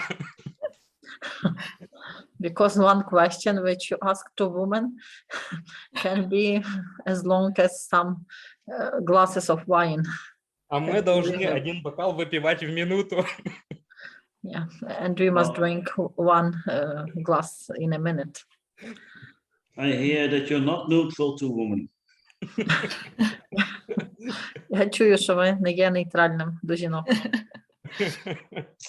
Но я старался таким выглядеть. But I tried to look like this, to look neutral. That's really good. If you can control your mindset in this. So what was difficult in this exercise? Що було важко в цій вправі? Це дуже добре, що ви можете контролювати так свої думки. What are your experiences? What did you find easy? What was difficult? Що було легко, що було важко, який ваш досвід? Мне было несложно переходить от одной стороны к другой и вести как бы ту линию, о которой мы говорили. It was not difficult for me to commute from one side to another. Мне несложно было, в принципе, развивать и узнавать о них больше. It wasn't difficult for me to learn more about them and to develop like the situation. Я терял достаточно много времени на деталях, когда мне давали, скажем, фидбэк о мелких деталях, короче, как происходил какой-то процесс. I lost a lot of time on details when the parties explained a lot about details. И мне, в общем, я зашел на тот момент, когда хотел говорить уже об эмоциях, но, в принципе, не успел это сделать, потому что для меня оказалось недостаточно этих 3 раундов, чтобы сразу говорить об эмоциях. I also wanted to speak about emotions, but 3 rounds were not enough for me to start to speak about them. Ну, и я пытался отрабатывать там прошлое, будущее, какие-то инструменты. Не знаю, насколько это у меня получалось, но пробовал. I tried to use the toolkits, past, present, future, and some more, and I'm not sure how successful I was in it. Anyone else? Any comments? Ще коментарі від когось? Детали, задавать вопросы с уточняющими деталями странно, когда нет какой-то определенной цели, в какую область узнавать. То есть просто это как пальцем в небо. Ну, расскажите, или как у вас... То есть для меня не была четко поставлена задача, что нужно у человека узнать. О его прошлом дне, о его местонахождении, о его эмоциональном состоянии, о его семье, то есть о чем нужно было узнать. И от этого мне было сложно двигаться и начинать задавать вопросы. It was difficult for me to ask like specifying questions because I didn't have the aim, what I have to learn, what exactly I have to learn. And it was a difficult task, that's why. Well, actually, Julia, this is exactly what we want. Це саме те, що ми хотіли, Юля. In a mediation, you never know what you want to know. В медіації ви ніколи не знаєте, що вам треба дізнатися. The moment you have an aim, you're no longer wide enough. В той момент, коли у вас ціль, ви маєте ціль, ви не досить широко в той момент. So you try to go to all the areas to see where can I get information which is useful. Ви йдете у всі сфери, щоб побачити, де можна отримати інформацію, яка є корисна. Но если человек входит в медиацию, у него уже есть тема, почему он к ней приходит. И когда медиатор спрашивает, расскажите, в чем суть вопроса, почему вы ко мне обратились, то человек и рассказывает эту тему, а не я у него выпытываю как-то. When a person came to mediation, he explained the situation to the mediator, and the mediator knows the situation. And so but this actually is the biggest risk in a mediation. Це найбільший ризик в медіації. This means that you're like this. Це означає, що у вас так погляд. And this is what we constantly see, even in practicing. І це те, що ми постійно бачимо навіть у практиці. People focusing on only the problem itself. Люди фокусуються лише на самій проблемі. And the aspects they think that they are connected. І на аспектах і речах, які пов'язані з проблемою. So this exercise is also meant to open. Ця вправа має на меті відкрити, якби, кругозір. So coming back also to what Andrei said. Повертаючись до того, що Андрій сказав. Until now we discussed inventory. До теперішнього часу ми обговорювали фазу анкетування, інвенторі. And it is about facts and emotions. Вона про факти та емоції. And you do not even have to ask very specifically about the emotions, І вам навіть не треба ставити таких спеціальних запитань про емоції. because emotions will always be there. Емоції завжди будуть там. Emotions are always part of it. Емоції завжди є частиною того. You could see when Elena was doing the exercise with Jana and me, Ви бачили, коли Олена робила вправу з Яною і зі мною. there were lots of emotions, Там було багато емоцій, but she did not really go into it. але вона не зайшла надто далеко в цьому.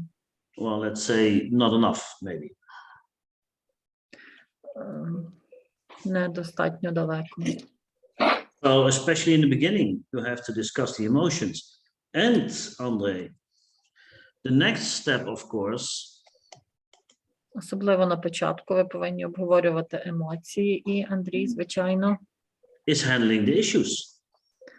це те, як ви маєте справу з проблемою вже самою.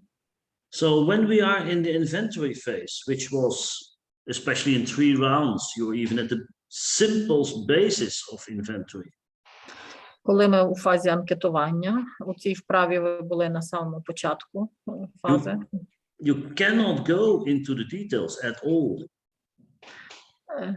Cannot go, will you repeat please into You the... cannot go to the details. Ви не можете йти до деталей. The details will come in phase 3, handling the issues. Деталі – це фаза 3, де вже є справа з проблемою. So even with women, you have to stop them. Навіть з жінками ви повинні їх зупинити. Yeah, this is where you're uncivilized. This is where you're blunt. Це те, де ви грубий, де ви такий не цивілізований. You can say, okay, we will go back to this later, but I first have to know more. Ви маєте сказати, ми повернемось до цього пізніше, але мені треба дізнатися більше і йти ширше. So what we normally do is when somebody is saying something, Що ми зазвичай робимо, коли хтось щось говорить? we want to know more about it. Ми хочемо знати більше про це. And we keep on asking on the same subject. І ми продовжуємо запитувати про той самий предмет. But you have to learn, and this is why the carousel exercise is very good. Вам треба навчитися, і вправа карусель є дуже хороша для цього. Maximum 2-3 questions on the same track. Максимум 2-3 запитання в одному треку. And then you go to another subject. Потім ви переходите на інший предмет. You do not go into the details of the subject. Ви не йдете в деталі по предмету. And when people want to come back to it, you will just say, okay, we already have this issue. We will come back to that later. But I have to know more. Коли люди хочуть більше про це говорити, ви кажете, ми повернемось до цього пізніше. How often did you hear Larry Fong in the video say, I have to have some more questions. I have to know more. Як часто ви чули, що Ларі Фон казав у відео, я повернусь до цього пізніше, мені треба дізнатися більше. Because he didn't want to go deeper at that moment. He wanted to go wider. Тому що він не хотів йти глибше в той момент, він хотів йти в ширину. So actually he was uncivilized, he was blunt. Він був нецивілізований, грубий. But did it look like that? Але чи це так виглядало? It looked very respectful. Це виглядало дуже, він робив це з повагою. Very nice. Дуже гарно. But very strict. Але дуже строго. And people went with him constantly. І люди йшли за ним постійно. And this is why the summarizing is so important. In the summarizing, you name the issues. Ось чому підсумок є такий важливий. У підсумку ви називаєте деталі справу. And this means you can always refer, okay, we already have this issue, we will come back to it later, and then we will discuss the details. І ви можете завжди сказати, так, ми вже поверталися, у нас вже є Це вирішено, повернемось до цього пізніше і не йдемо в деталі. Okay. Any more comments? So this exercise even has many more aspects than the carousel. Ця вправа має навіть більше аспектів, ніж карусель. In the carousel, we will exercise going wide. В каруселі ми вправляємося, щоб йти в ширину. Summarize facts. По фактах, підсумках. Summarize emotions and non-verbal emotions. Щоб підсумувати емоції і невербальні емоції. In this exercise, you have to do the same. В цій вправі ви повинні зробити те саме. But you also have to memorize. Але ви також повинні запам'ятати. And keep the structure which is in the triangle. І дотримуватися структури, яка є в трикутнику. So here you can exercise everything. Тут ви можете робити вправи на все. And as an observer, Як спостерігач, you can make a very nice graph. ви можете зробити дуже гарну графу Of, I don't know whose dog is Yeah, it's mine. One moment. no problem, no problem. Okay. One moment.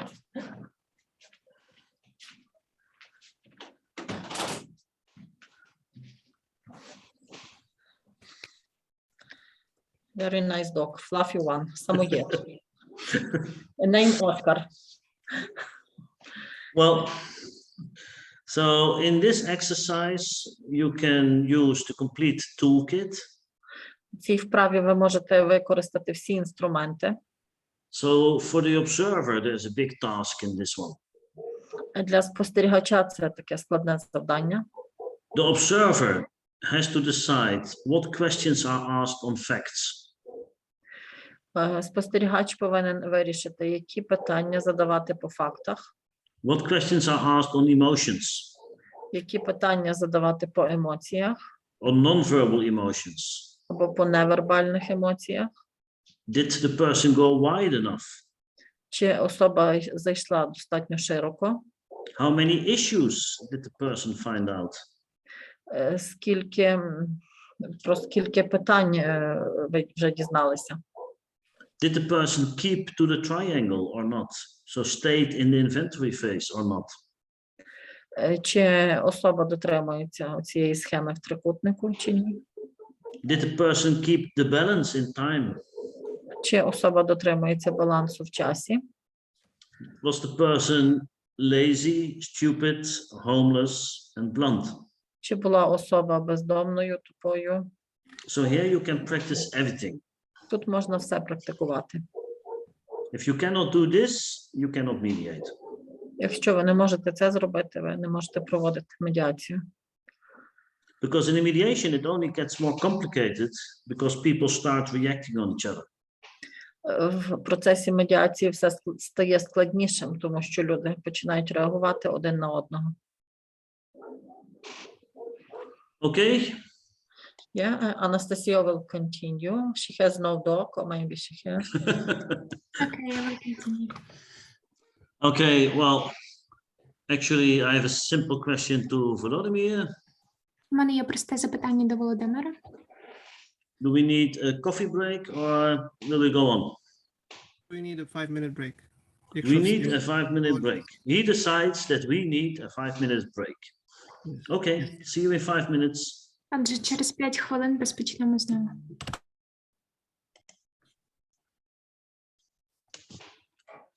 Okay, let me go back to the screen.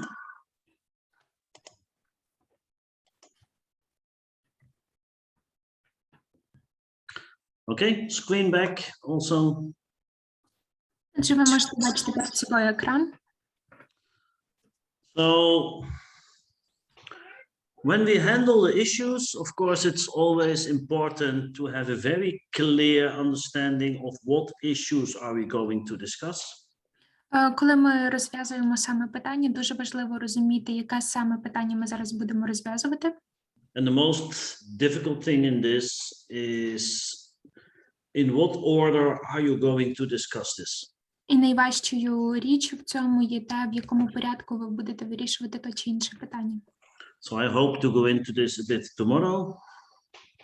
Отже, я думаю, що ми зараз до цього повернемось. But today I would like to go to the next step. Але сьогодні я хочу розпочати з наступного кроку. Which is? Який? Who can help me? What's the next step? Хто може допомогти? Який наступний крок в медіації після вирішення питань? Interests. The interests. Це є інтереси. Okay. What do we mean by the interests? Що ми маємо на увазі, коли ми говоримо про інтереси? Совпадающие интересы нужно найти. We need to find the interests that are in connection with the parties. In the beginning, we discussed also the 4 axes, yes? На початку ми також обговорили 4 axes. 4 доступи. Who can tell me more about this? Хто може більше сказати на це, про це? Ікси, 4 ікса. 4 доступи, може ми щось не так, я чогось не пам'ятаю про 4 доступи взагалі. Напевно, може це не зовсім коректно. Could you please reformulate this please? Access for access. Well, actually, I was hoping that there would be no answer. Я насправді надіявся, що не буде відповіді на це запитання. That gives me the possibility to explain it a bit deeper. І це дасть мені можливість пояснити це питання набагато глибше. I know in this group we explain everything 3 times in the hope that you will remember. Я знаю, що в цій групі ми повинні пояснювати все 3 рази для того, щоб, можливо, ви щось запам'ятали. For Dutch students, we do it 5 times, and then they still do not remember. Для наших німецьких студентів ми робимо це 5 разів, і вони все рівно нічого не запам'ятовують. But Oksana Koval told me that you are very smart students, so 2 or 3 times should be enough. Але Оксана розповідала мені, що ви дуже розумні студенти, тому 2-3 рази буде достатньо. Okay. When we talk about the interests, it means what is really important to people. Коли ми говоримо про інтереси, це означає те, що дійсно є важливими для людей. And for this, we use some techniques, some basic techniques. І для цього ми використовуємо деякі базові техніки, some tools. Деякі інструменти. And the difficulty in it is not as simple and clear as our toolkit in the inventory phase. І важкість полягає в тому, що вони є не настільки простими і не настільки очевидними, як в дослідницькій стадії медіації. So if you look at the basic skills, basic interventions, it's just practicing doing it and then you know it. Коли ми дивимося на якісь стандартні навички, все, що нам потрібно, це практикувати і робити різноманітні вправи. Once again, we can compare it to driving the car. Знову ж таки, ми можемо це порівняти з тим, як ми водимо машину. The inventory phase is like all the technical things you need to know how to drive a car. І саме оця дослідницька стадія, це є така технічна стадія, за допомогою якої ви будете знати, як водити машину технічно. But if we go to the level of the interests, Але коли ми переходимо на стадію інтересів, then it's really difficult and you have to start thinking. Стає дуже важко і вам потрібно починати думати. And for many people this is difficult. І для багатьох людей це є дуже важко. Yeah, especially for men. Особливо для чоловіків. So we do have some techniques, but they're not that easy to use. Ми маємо деякі техніки, але вони не є такими легкими для використання. So we have the technique of the access, Ми маємо техніку оцю доступу. and we have a technique which is maybe known to some of you, which is called the pyramid of Bateson and Dilts. І ми маємо також іншу техніку, яку, можливо, хтось з вас знає. Це техніка дозволу і заохочень. Is anyone familiar with the Bateson and Dilts? Except for Jana, of course. Можливо, хтось ще знайомий з даною технікою, крім Яни. No one did neurolinguistic programming, NLP. Можливо, хтось займався лінгвістичними програмами. No one? Bateson and Dilts, not known? Okay. This person is absent today. And anyone familiar with the iceberg of McClelland? Можливо, хтось ознайомлений з працею of McLaren? McClelland. Маклелленда. Very good. No one? Okay, then we still have some work to do. We probably need some part of tomorrow for it. So then we first go to the 4 axes. Давайте тоді розпочнемо зараз з техніки 4 доступів. Це осі, axis – це ось, вісь, як X, Y, вісь. Так само це ось. Я думала access, 4 осей. Я так розумію, зараз будемо бачити. Але ми зараз подивимося. Okay. Поточніше тоді, бо я взагалі не розумію. If I look at you in a strange way, зараз пояснять їм, може зрозуміло совершенно. If I look at you in a strange way, it is because you're now on my other screen, so I have to look up to see you. Якщо я буду дивитися на вас дивним чином, то це через те, що ви зараз знаходитеся на моєму іншому екрані, який знаходиться трошки вище. And you might not see me anymore because I have to draw on my screen. І, можливо, ви зараз мене не побачите, тому що мені потрібно буде переєднатися на інший екран. Can you still hear me? Yes. Yes. Yes, we do. Unfortunately, yes. Okay, let me see. Put this here. Okay, can you see the screen of the drawing? Yes, we can. Okay. So, if we talk about human performance, then what is influencing the human performance? Коли ми говоримо про те, як поводить себе людина, що впливає на те, як себе та чи інша людина поводить? Environment. Чувствует ли она себя безопасно, комфортно, сыта она или нет, закрыты ли базовые потребности? Does the human feel himself or herself safely?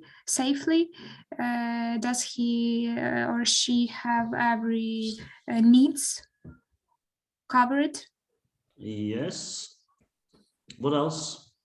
His experience, probably. Experience. What else? Середовище, в якому вона перебуває. Environment. Environment. What else? Настрій. Expectation. I do not hear much about the people themselves. Я тут майже не чую про людей як самих людей. Instinct, maybe. Okay. So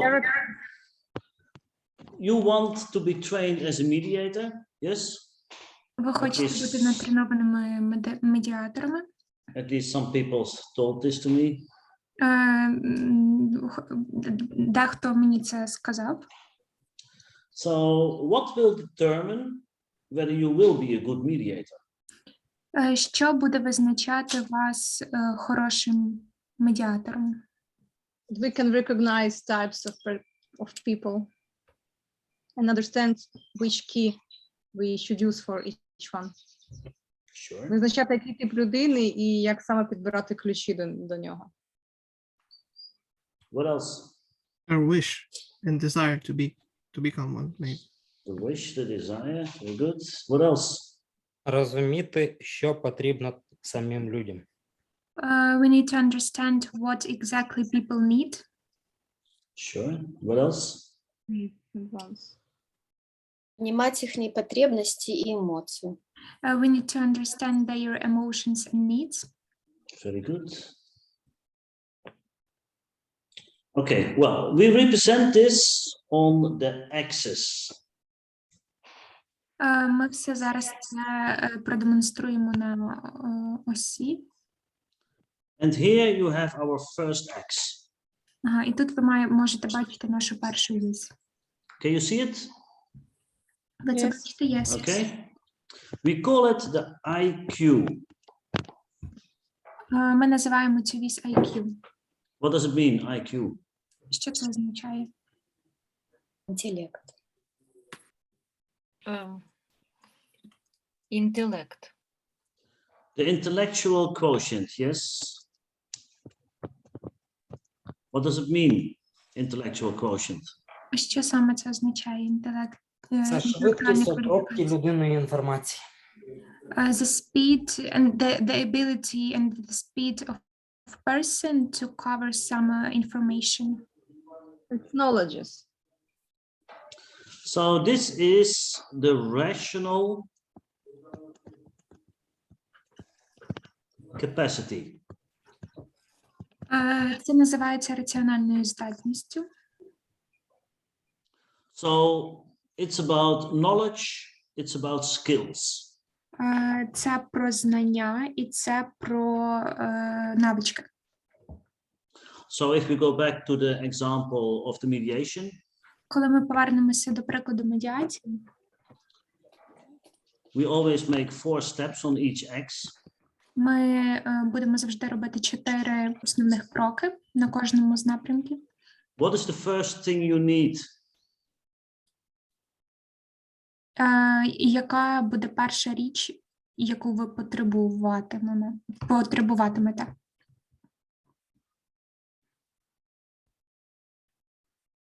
On this aspect. В цьому аспекті. To understand the application or the field where a person is. You need knowledge. Перше, що вам потрібно, це знання. If you never heard about the toolkits, the basic skills, whatever, Якщо ви ніколи не чули про базові якісь знання і навички, it's impossible to use it, is it? вам буде неможливо використовувати ці знання і навички. So you first need the knowledge.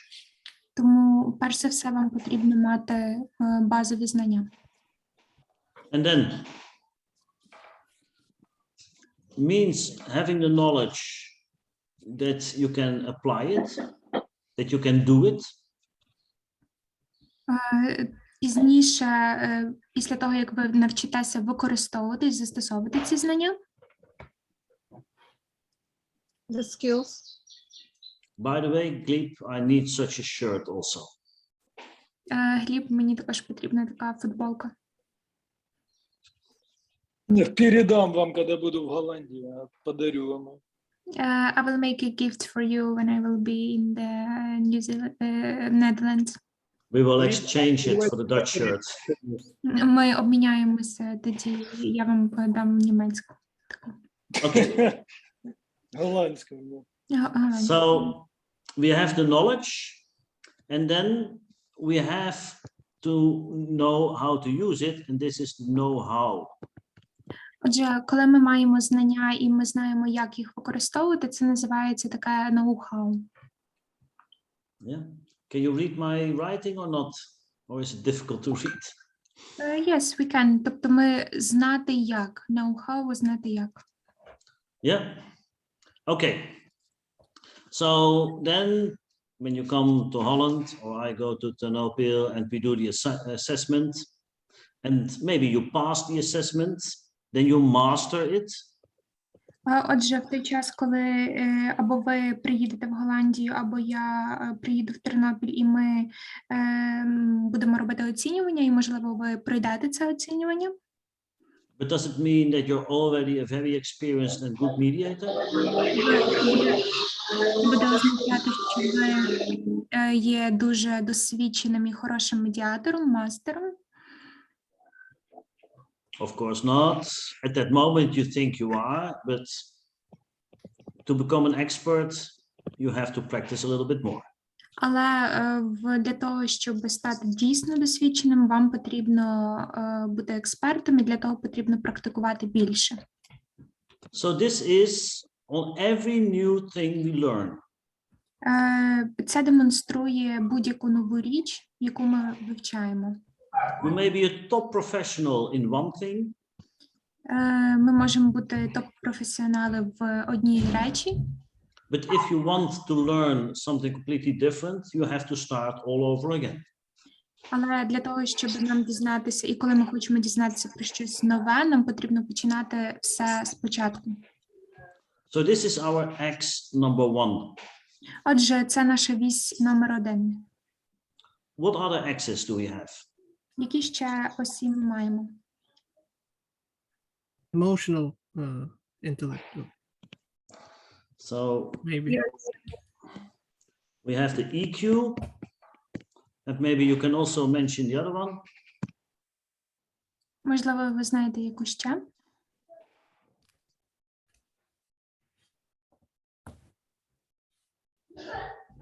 Соціальний інтелект.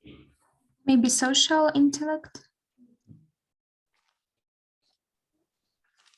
Okay, then what is the EQ then?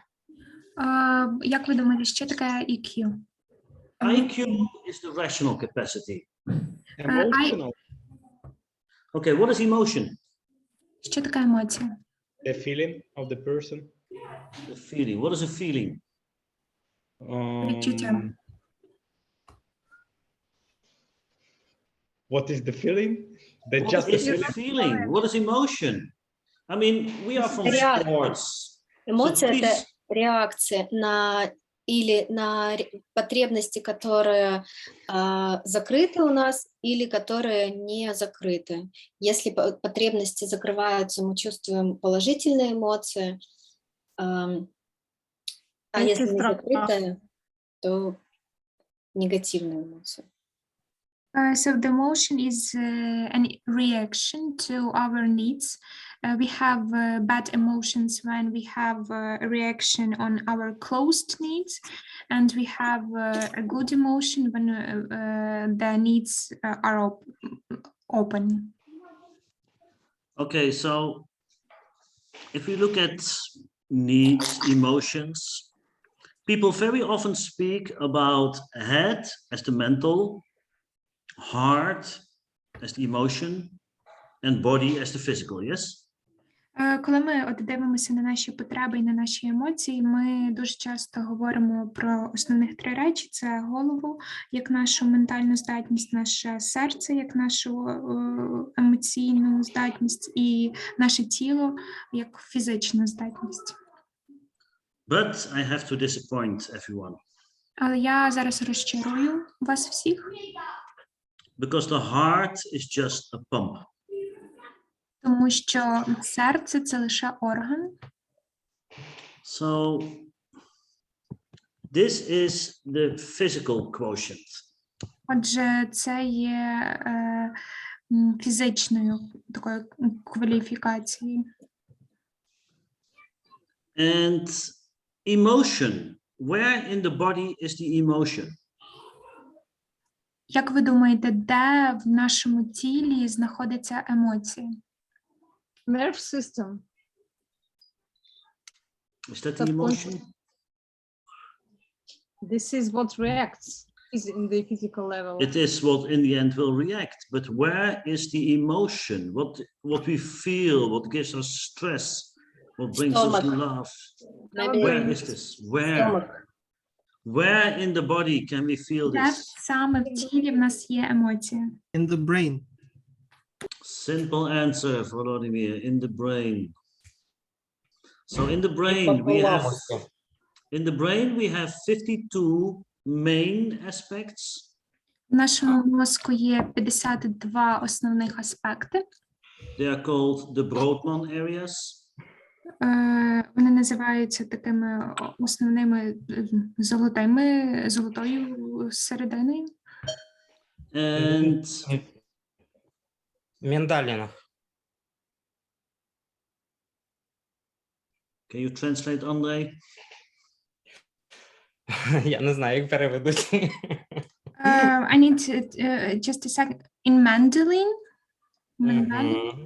Mandarin? В амигдале. Амигдала називається. Oh, wait a minute. Now we're talking about something different.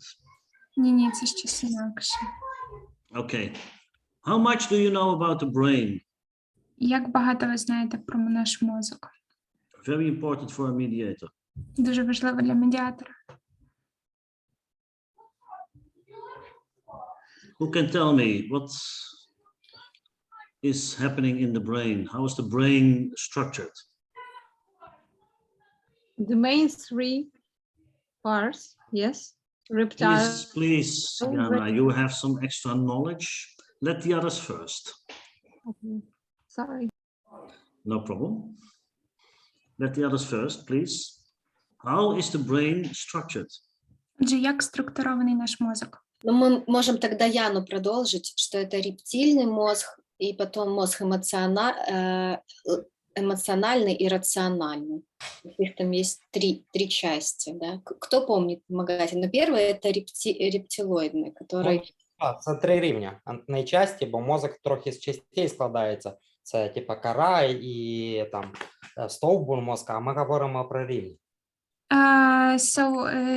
Julia just mentioned that there are 3 main levels of brain.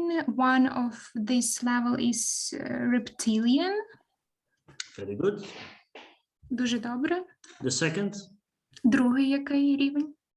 Ну, второй отвечает за эмоциональное состояние, а второе за рациональное, что обрабатывание информации. Я не помню, как оно называется, честно.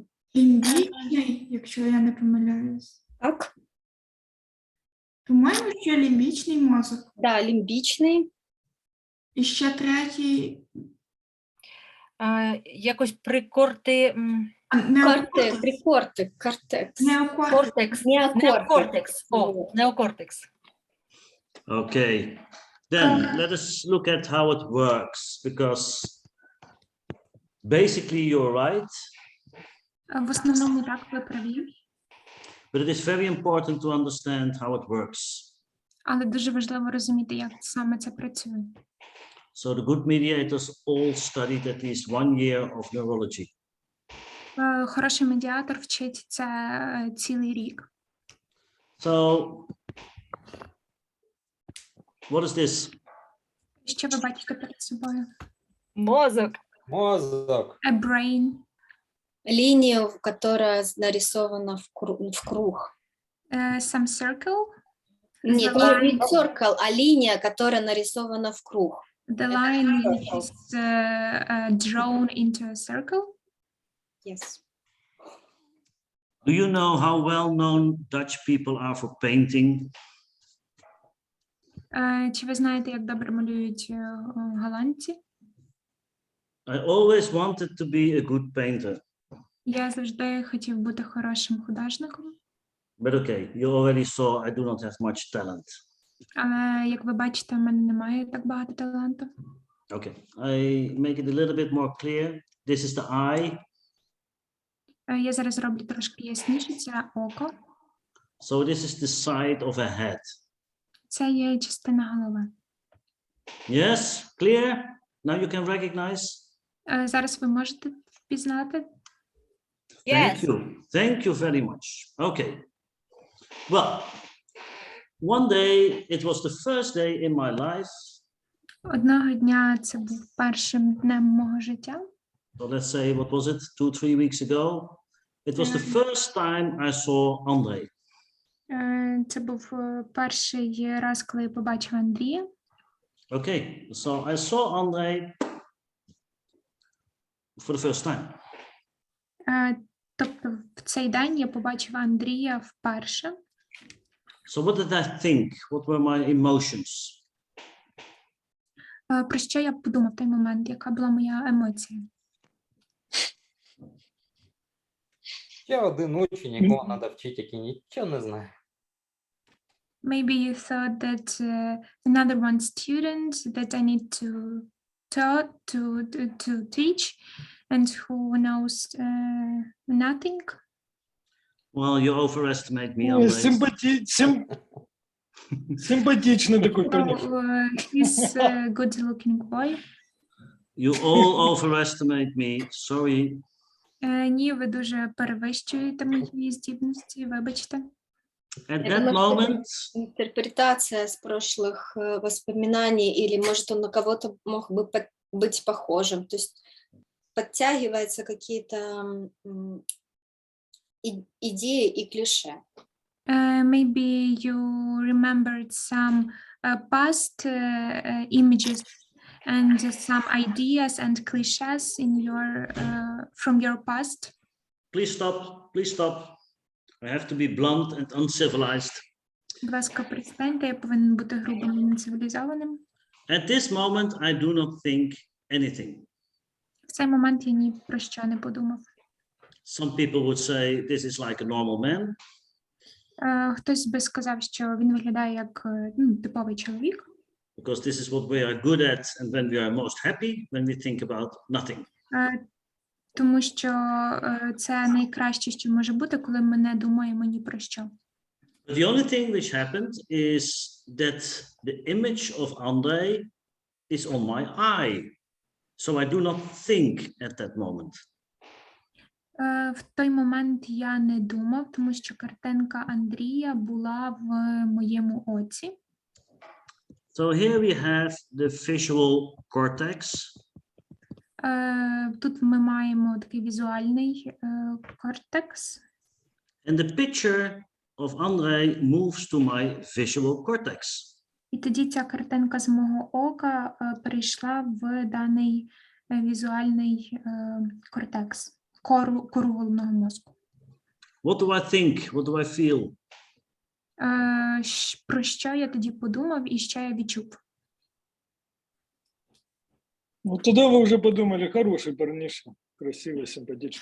At that moment you thought he is a good looking man at that moment. Чи може бути від нього загроза якась? Бей, беги или умри. Там. Does this man can cause some offense towards me? You No, think stop, nothing. stop, please. Threat towards me, like? Stop. I still do not think anything. Ні, в цей момент я знову ж таки нічого не думаю. You probably are all way too young. Ви You не identified. Because this is what we used to have as a dark room to develop the picture. Це саме так виглядає от перехідна кімната до нашої загальної картинки. So the only thing that happens here is that the picture of Andre is now in my brain.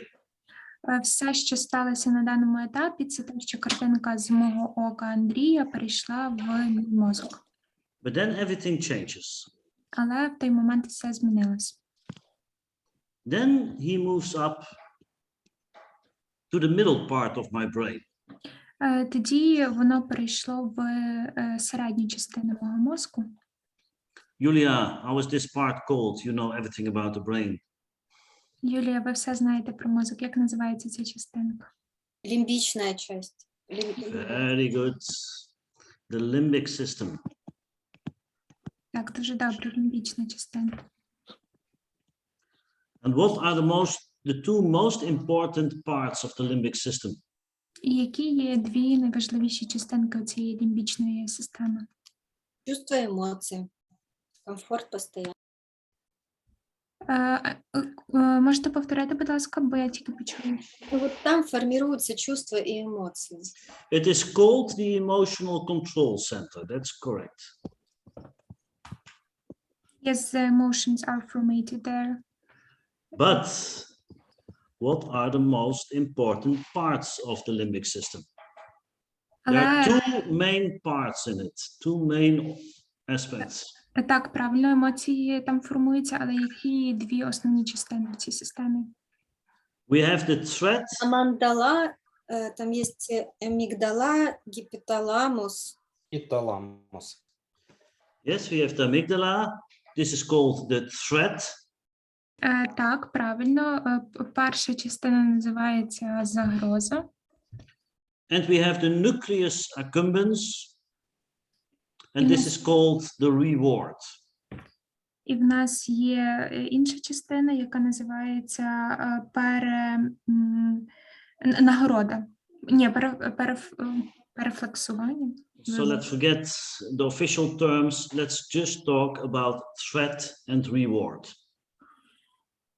Але давайте забудемо про офіційні терміни і будемо говорити лише про загрозу і нагороду. Reward. Okay. Fortunately, we are behind the screen, behind the computer.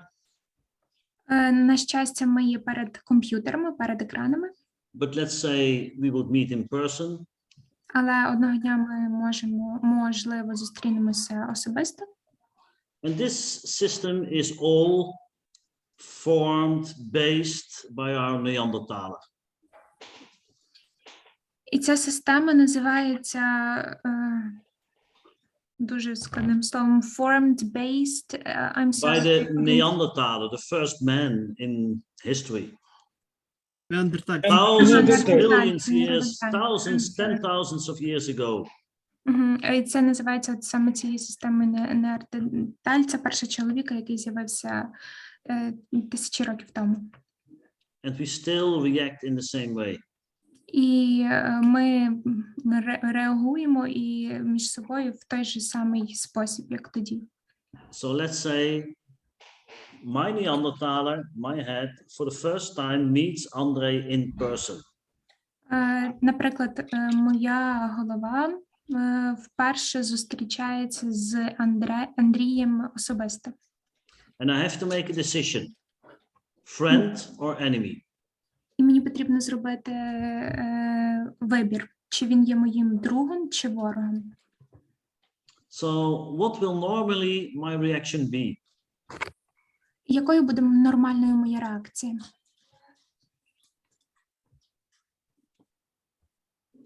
Проверить его, присмотреться и решить потом. Ну, то есть как-то оценивать.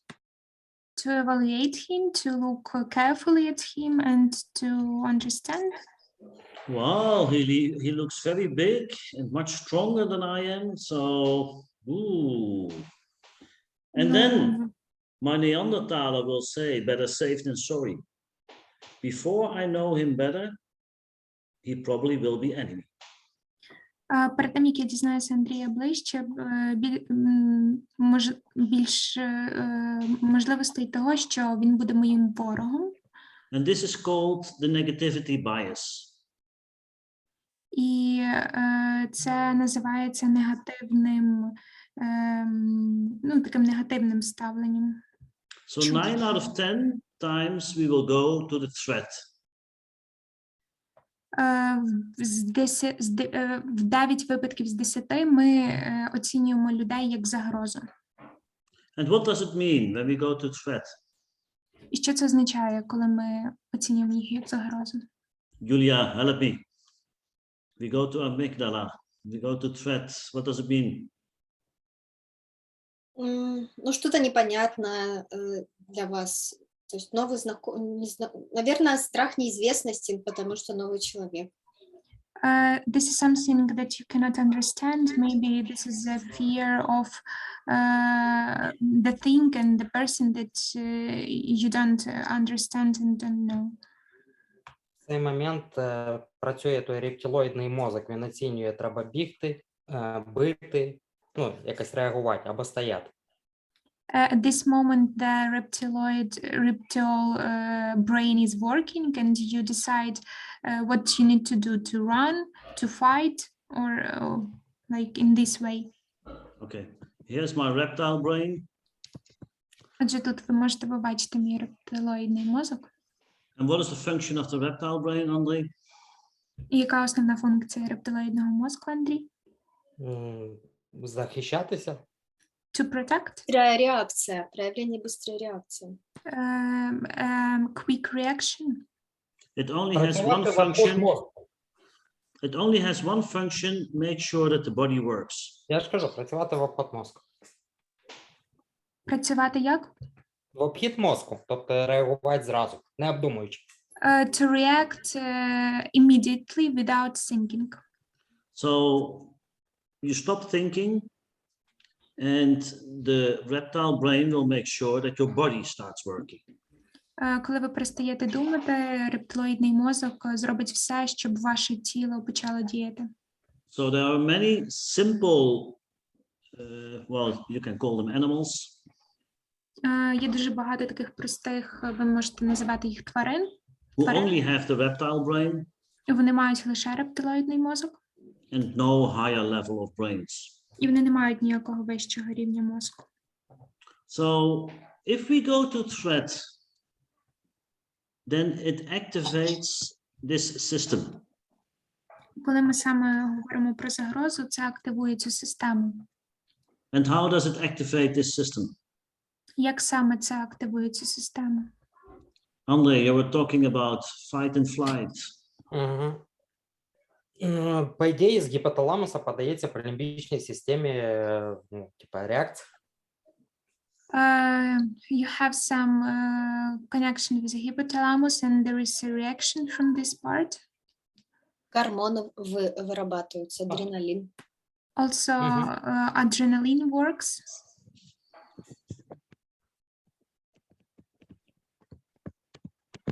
And some hormones. So in the end, we will make the short version today. In the end, you will have adrenaline and cortisol. В кінці кінців ви будете мати адреналін і кортизол. Adrenaline is the fight. Адреналін допомагає нам боротися. Cortisol is the flight. А кортизол для польоту. And you can also choose to stop thinking, and that means freeze. І в той же самий час ви можете вибрати перестати думати, тобто заморозитись ніби. So freezing means that you stop the whole functioning of the brain, basically. Таке замороження, воно в основному означає те, що ви перестаєте, зупиняєте будь-які функції вашому мозку. Adrenaline and cortisol are not made in the brain, by the way. Знову ж таки, адреналін і кортизон не виробляються саме в мозку. But this threat organ is in the end making the reaction to these hormones. Але саме оцей орган, який відповідає за загрозу, він створює те, щоб виробилися дані гормони. We have another part of the brain. Також у нас є інша частина мозку. What is the name of this? I already heard it in the beginning. Неокортекс. The prefrontal cortex, neocortex, whatever you want. Так. So, if the limbic system is the emotional control center, the prefrontal cortex is the rational control center. Коли ми говоримо про неокортекс, це саме про раціональну контролюючу систему. So what do we have in this prefrontal cortex? Що саме відбувається, що ми маємо в цій неокортексовій системі? This is about the real thinking, the ratio. Це про реальне обдумування фактів, про раціональність, Analyzing, аналізування, creativity, креативність, And one very important part, І дуже важлива частина. who knows? Осознанность. Julia, what did you say? Осознанность. Зараз, I need one. Awareness. Hmm? Conscious. Translation conscious. Conscious. So, how do people think? Як люди думають?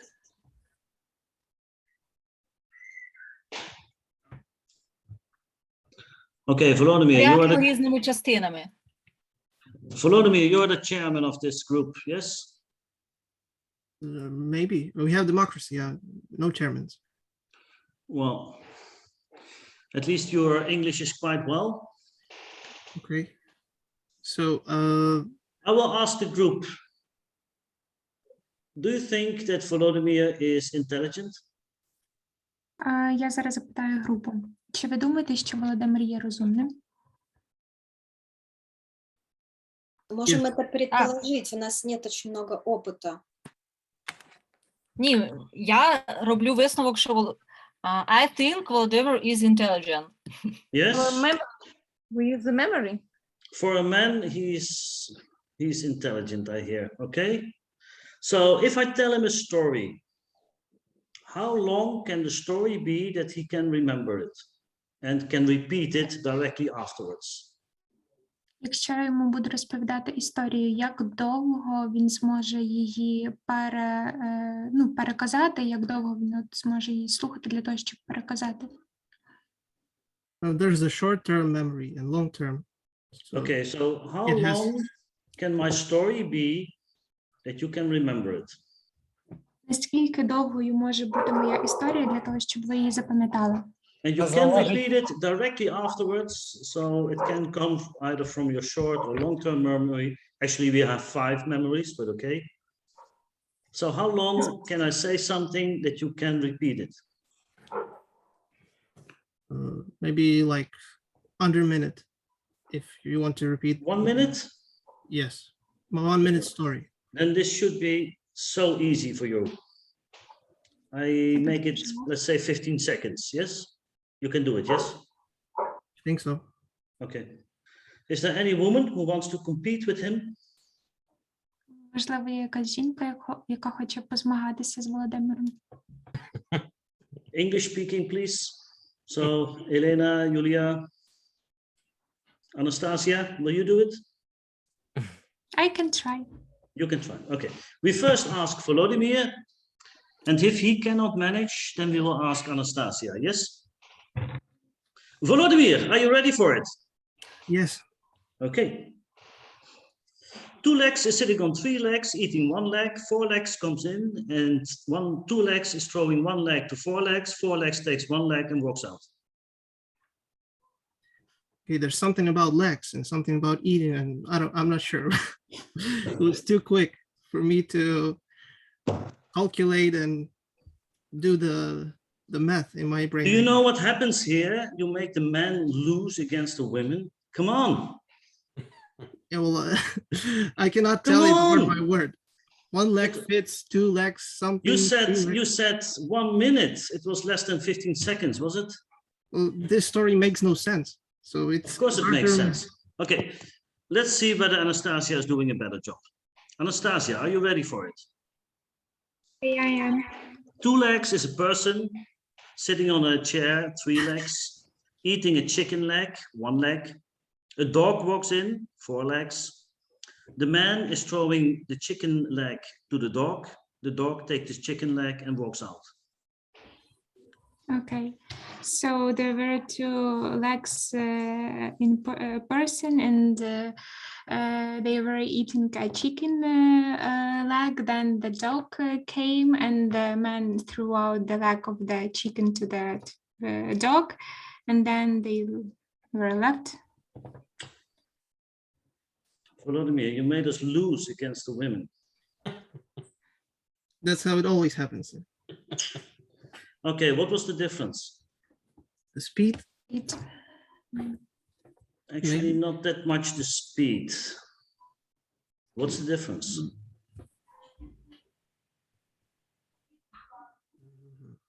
Те, що Анастасія другий раз слухала. В неї вже був досвід считати цю інформацію. А для Володимира вперше. Maybe the fact that I was listening for a second time and Volodymyr was listening this for first. The big difference is that we put images to it. A person thinks in images. Without an image, it has no meaning. Люди думають картинками, і без картинок воно не має ніякого значення. 2 legs, 3 legs, 1 leg, 4 legs, it has no meaning. Коли ми говоримо 2 ноги, 3 ноги, 4 ноги, це не має ніякого значення. But you can see the person sitting on the stool eating the chicken. Але ви можете бачити людину, яка сидить на стільці і їсть курку. You can see the dog walking in. Ви бачите картинку собаки, яка заходить. So we always think in images. Отже, ми завжди думаємо картинками. And this is also one of the most biggest problems in communication. І це є однією з найбільших таких проблем в комунікації. Because we think we are talking about the same thing, but our images can be completely different. Тому що ми думаємо, що ми говоримо про одну і ту ж саму річ, але наші картинки можуть відрізнятися. We probably all were looking at a different dog. Більше всього, що кожен з нас думав про картинку абсолютно іншої собаки. So if I say think about a dog, then probably I will have 15 different images. Коли я говорю вам, подумайте про якусь собаку, ви можете мати перед собою 50 різних картинок. So please do it. Think about a dog. От, будь ласка, зробіть це. Подумайте про собаку. Okay. Did you do it? What else were you thinking at that moment, Julia?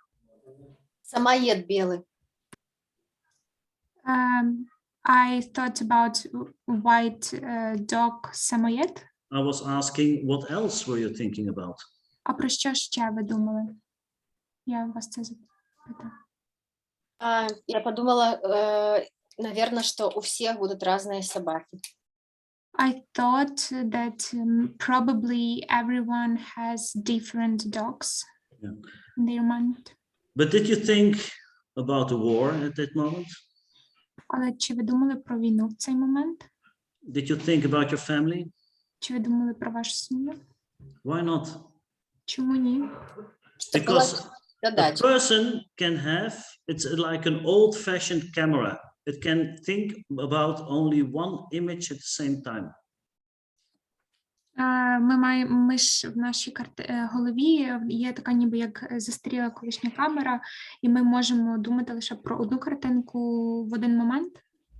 So normally, after the limbic system, the image will move up to the prefrontal cortex.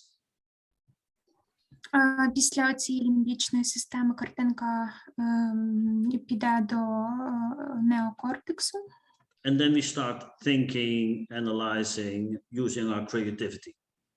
І в цей момент ми почнемо думати, аналізувати і використовувати нашу креативність. But if I see Andre for the first time, але коли я побачив Андрія вперше, and I go to my threat instead of to the reward. Я пішов до області загрози замість того, щоб оце перепрацювати повністю цю Then this систему. is stress. Це є дуже великим стресом. So this part is the stress. Отже, ця частина є стресом. And the stress means make ready for battle. І стрес означає робити щось, щоб протидіяти. Fight or flight. Летіти або боротися. So I have no time. My body must do something.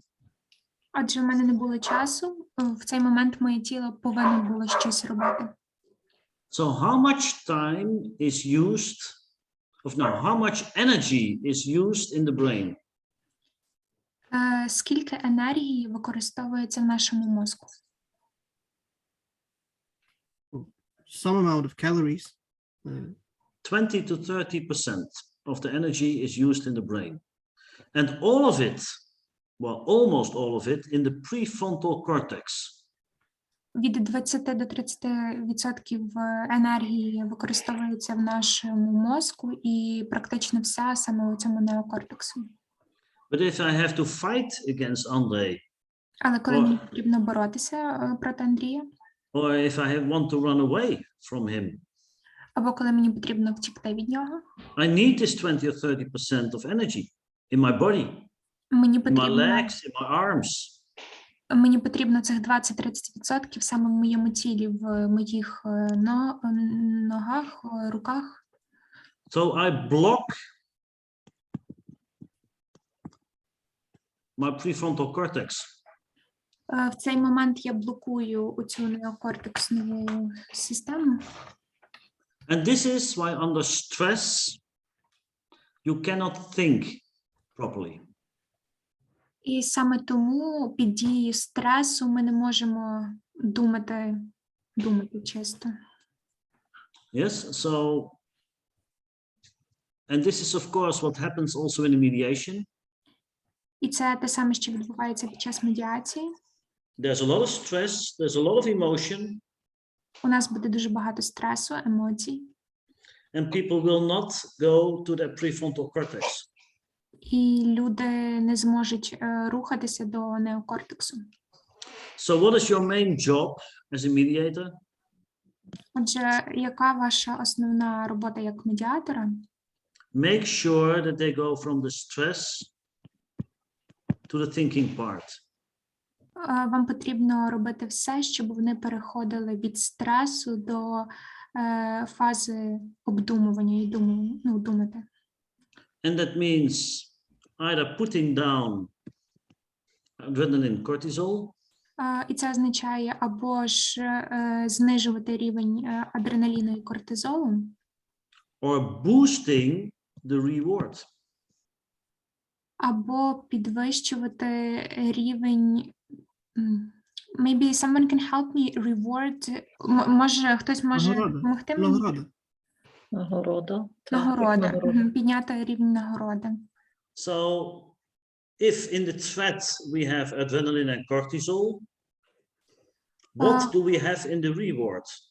Отже, коли ми маємо загрозу, в нас йдуть гормони адреналіну і кортизолу, а що ми маємо, коли ми говоримо про нагороду? Julia, help us. Мне кажется, мы перевели нагороду немножко некорректно. Dopamine and endorphins. Dopamine, definitely. But serotonin and maybe some oxytocin.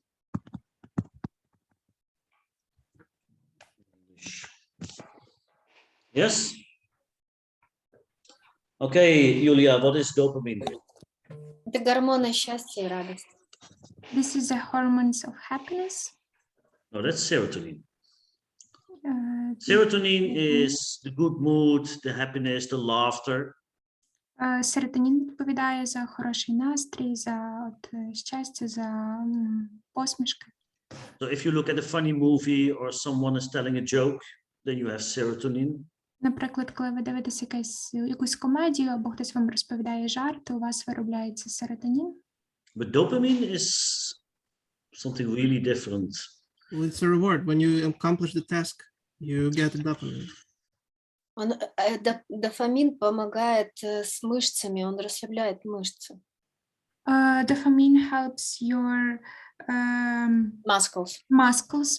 Thank you. Дякую. Dopamine is one of the most dangerous things in the world. Дофамін є однією з найнебезпечніших речей в світі. So the reward organ is the nucleus accumbens. Оця стадія, вона... And the other name for this organ is the addiction center. Інакшою назвою цього органу є центр Addiction. Залежності. Належності, так. So dopamine is the kick. Отже, дофамін – це є таким поштовхом. So let's say for the first time in your life, you will go in a roller coaster.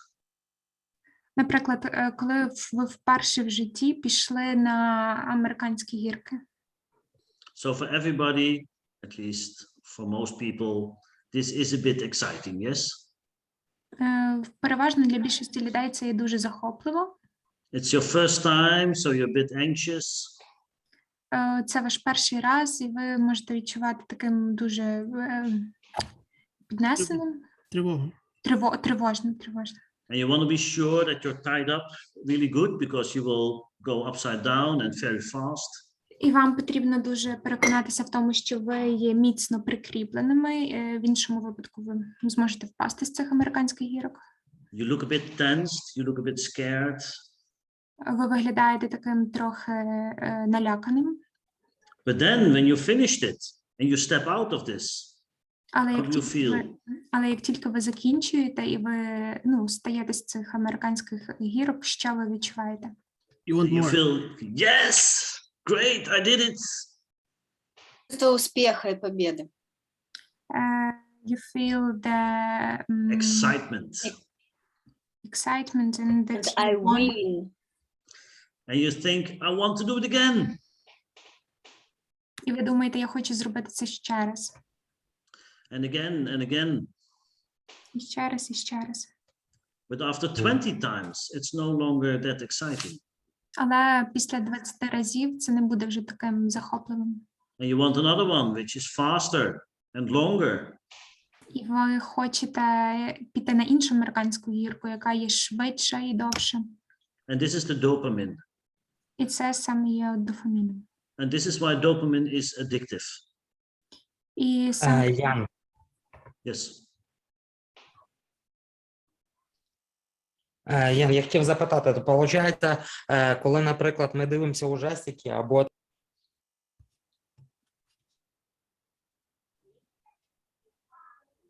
Можете ще раз задати, бо я не почула частину від запитання. Андрій десь пропав, да? Він хотів запитати про хорор. Типу, що ми коли дивимося хорор, ми теж маємо якусь залежність. When we watch some horror films, do we also have some addiction? Well, that depends what kind of reaction. If you really get a kick out of it, if you get scared, you go to the other side, you go to the threat. You go to the stress. Це залежить від вашої реакції, тому що якщо ви будете відчувати дуже наляканість, ви підете просто до загрозливого, цієї системи загрози. So you must get the positive kick afterwards. Вам обов'язково потрібно мати позитивний такий поштовх і момент після того. So if you look at a horror film and you cannot sleep all night, then you went to the threat. Якщо ви дивитеся хорори і після того не можете спати цілу ніч, ви працює лише оця загрозлива частина вашого мозку. But if you looked at the film and in the end you think, yes, great, then you have the dopamine. Але якщо ви дивитеся фільм і в кінці кінців ви думаєте так, то ви маєте цю дофамін. But it is very clear that drugs give by far the most dopamine. Це є очевидним те, що наркотики дають дуже багато дофаміну.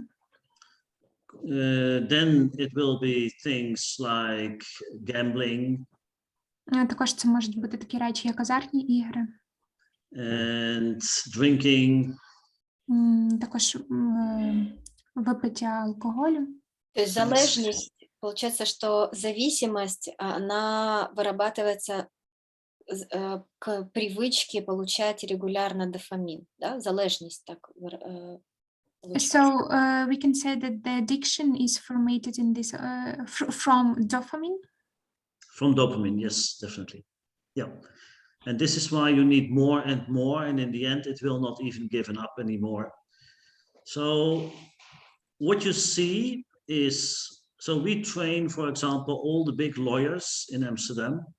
Наприклад, коли ми тренуємо, даємо тренінги великим юристам в Амстердамі, and they have stress all day. і вони от мають цілий день стресу, So they have adrenaline and cortisol all day. в них працює адреналін і кортизол цілий день. And to be able to keep on thinking in their prefrontal cortex, І для того, щоб вони могли змогу продовжувати думати в неокортексі, they need the addictions to boost the reward. їм потрібна оця саме залежність для того, щоб почала працювати оця друга частина мозку. So they have a lot of stress. У них є багато стресу. And they compensate it by addictions. І вони компенсують цей стрес саме залежністю. So 80% of them has an addiction to alcohol. Через це 80% з них мають залежність до алкоголю. And 60% to hard drugs. І 60 or 16? 60. Окей. І 60% до важких наркотиків. So can you imagine? Можете уявити це? So this is the system of the stress versus the reward. Це от те, як працює оця система стресу проти системи винагороди. So therefore it's so important to be able to switch from the emotional side, from the stress side. Саме тому дуже важливо перемикати з такої емоційної, стресової сторони More to the facts. Більше до фактів. Otherwise, you cannot use the prefrontal cortex. Інакшим чином ви не зможете використовувати вашу неокортексову систему. So your rational capacity is not used at all if you go to the stress. Отже, ви не зможете використовувати свою раціональну здатність взагалі, коли ви будете в стані стресу. But if you look back at this, you see that all the emotions are somewhere in the brain. Якщо ми повернемося до цього, ви побачите, що всі наші емоції знаходяться в мозку. This prefrontal cortex is divided in 53 areas. Цей неокортекс поділений на 53 частини. If you look, for example, here, this might be your ability of mathematics. Наприклад, якщо ви подивитесь на цю частину, це може бути ваша здатність до математики. But maybe also about how to play the piano. Або ж те, як ви, чи вмієте ви грати на піаніно. So it is already proven that young children can learn best when either playing piano or reading poems, because this is in the same area as the rational capacities. Це вже давно доведено, що маленькі діти можуть навчитися грати от піаніно або читати великі поеми, тому що це одна здатність раціональна. So if you train the one, you automatically also train the other. І коли ви тренуєте одну частину, ви автоматично будете тренувати іншу. So you know these puzzles, Sudoku? Чи ви знаєте оці пазли? Well, this happens to be in an almost isolated place of the brain. Це відбувається в абсолютно ізольованих місцях мозку. So actually, when you train this, you do not train any other aspects in your brain.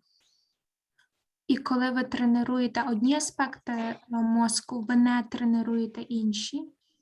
So this is why older people who have less and less brain capacity, і саме тому старші люди, які мають все меншу і меншу таку здатність мозку, all start doing this Nordic walking, this walking with sticks. вони починають займатися оцим ходьбою з палицями. Because this Nordic walking is in the same area as the mathematical skills and the verbal skills. Через те, що оця ходьба з палицями, вона відповідає і знаходиться в тій самій частині, де знаходяться наші математичні здібності. Perhaps this part, which I now color red, might be a part of the emotional brain. Наприклад, ця частина червона, вона є частиною емоційного, емоційна частина. So where do you think we place emotion? Як ви думаєте, де ми ставимо емоції? On what X do we place emotion? В яких діях ми ставимо емоції? Ми користуємося емоціями. For us, this is just physical. Для нас Part це of the brain. It's part of the brain and it's part of functioning of the brain. Для нас це все є лише фізичні такими здатностями, тому що це є частиною нашого мозку і частиною наших здатностей в цілому. So the EQ, the emotional quotient, is not emotion, it's not feelings, because this is in the physical part.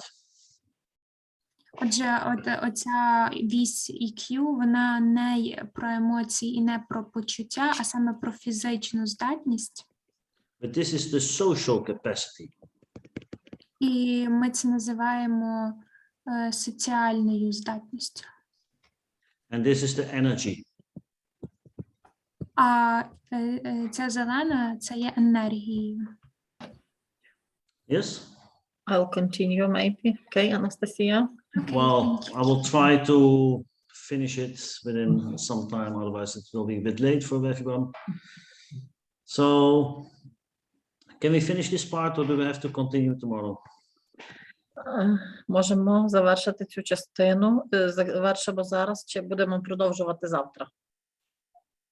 Це Maybe запитання. let's finish while it's fresh. Okay.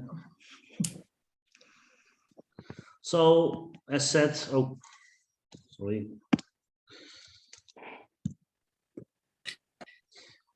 We divide everything in 4. If you look at the social capacity, Ми все ділимо на 4. Якщо ми подивимось на соціальну здатність, where does it start? With whom does it start? де вона починається, з кого вона розпочинається? З батьків, Себя. з досвіду тих, хто вчить. From experience, from yourself, from parents, from the persons who are teaching. So the first part in the emotional quotient in the social capacity is yourself. З себе, так. Перша частина – це ви. You have to know yourself. Ви повинні знати себе. And we look at it for 2 reasons. І ми розглядаємо це з 2 причин. Of course, because when we go higher up in the social capacity, it is us in the relation to others. Якщо ми перейдемо далі до соціальної здатності, це будуть наші стосунки з іншими. But also, what does this circle represent? Що це коло представляє? Знання про себе. Knowledge about yourself. This is your personal performance capacity. Це ваша особиста здатність діяти. So your strength on each of these 3 axes will determine your capacity to perform. Ваша здатність діяти на цих 3 осях буде представляти вашу особисту здатність діяти. The bigger the circle, the stronger you are. Чим більше коло, тим сильніший ви є. But is this always a circle? Але чи це завжди коло? Might be a triangle or or a line maybe Well, sometimes. a lot of our clients are financials or business people or technical people. How will Багато з наших- normally their circle look like? Багато з наших клієнтів це бізнесмени або інженери. Як думаєте, наскільки велике їхнє коло? IQ and energy and without emotional intellect. Will we exaggerate? Це Maybe буде also some energy, okay. But mostly it's about this, yes?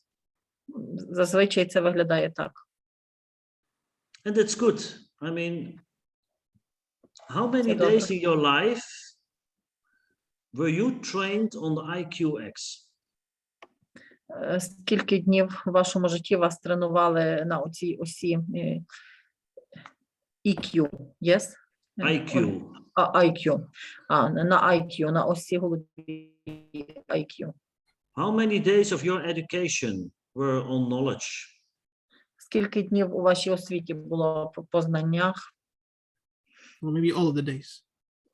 Primary school, high school, university, whatever.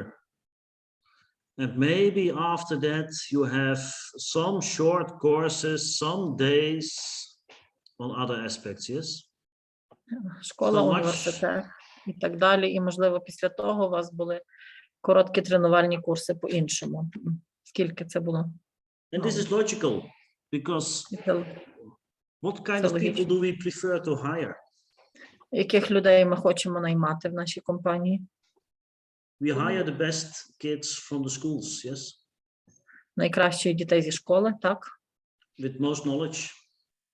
В кого є найбільше знань? And then they just have to use the knowledge. Потім їм треба просто використовувати знання.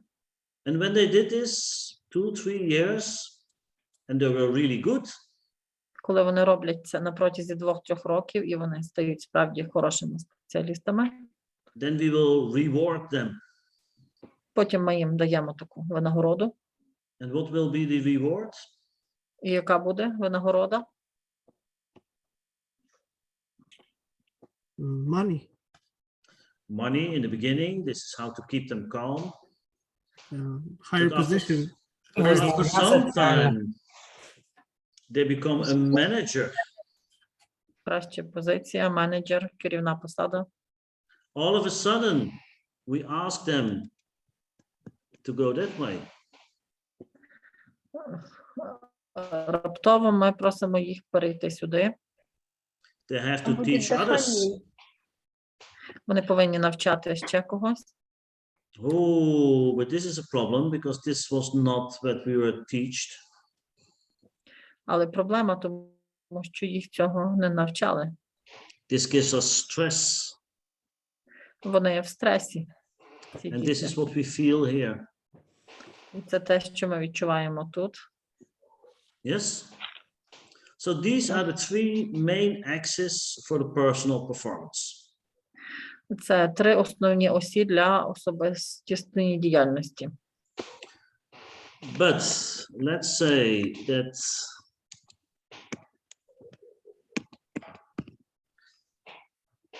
if you look at a person like Lina, her Якщо circle, подивимося на her Ліну, circle is huge. її коло є величезне. Lina's circle is at the maximum of IQ, EQ, physical Q. Її коло по максимуму на EQ, IQ and physical Q. So her capacity to perform is enormous. Її здатність діяти є дуже велика. But what do we not know? Але що ми не знаємо? What is still a mystery to us? Що для нас ще є загадкою? Що вона хоче? What she wants. Exactly. Is she motivated to use this capacity for us? Чи вона мотивована використовувати цю здатність для нас? And this is decided on the SQ. І це вирішується в SQ. So, what is the SQ? Що таке SQ? Соціальний інтелект. Social intellect. No, that's already on the EQ. Способность сочувствовать и эмпатия, может быть, туда. Ability to sympathize and empathy. No, that's also EQ. Self, maybe something. It used to be the spiritual X, Це була така духовна вісь, but this is not sexy enough for business people. але це не досить сексуально для бізнес-людей. We also do not want to call it the sexual Q. Ми також не хочемо називати це сексуальною віссю. So this is why it's called now the sense.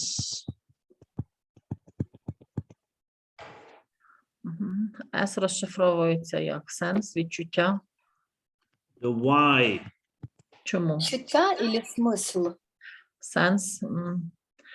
Help me, please. What gives sense to what we do? Як смисл, да, Юля? Thank you. Why do we do what we do? Чому ми робимо те, що ми робимо? And this, of course, also has 4 aspects. І тут теж 4 аспекти. First of all, it's about your identity. Це про вас, про вашу ідентичність. Who am I? Хто я? So you can say, who am I? Ви можете сказати, хто я є. Yeah. Then it's about your values. Потім про ваші цінності. What is important to me? Що важливо для вас.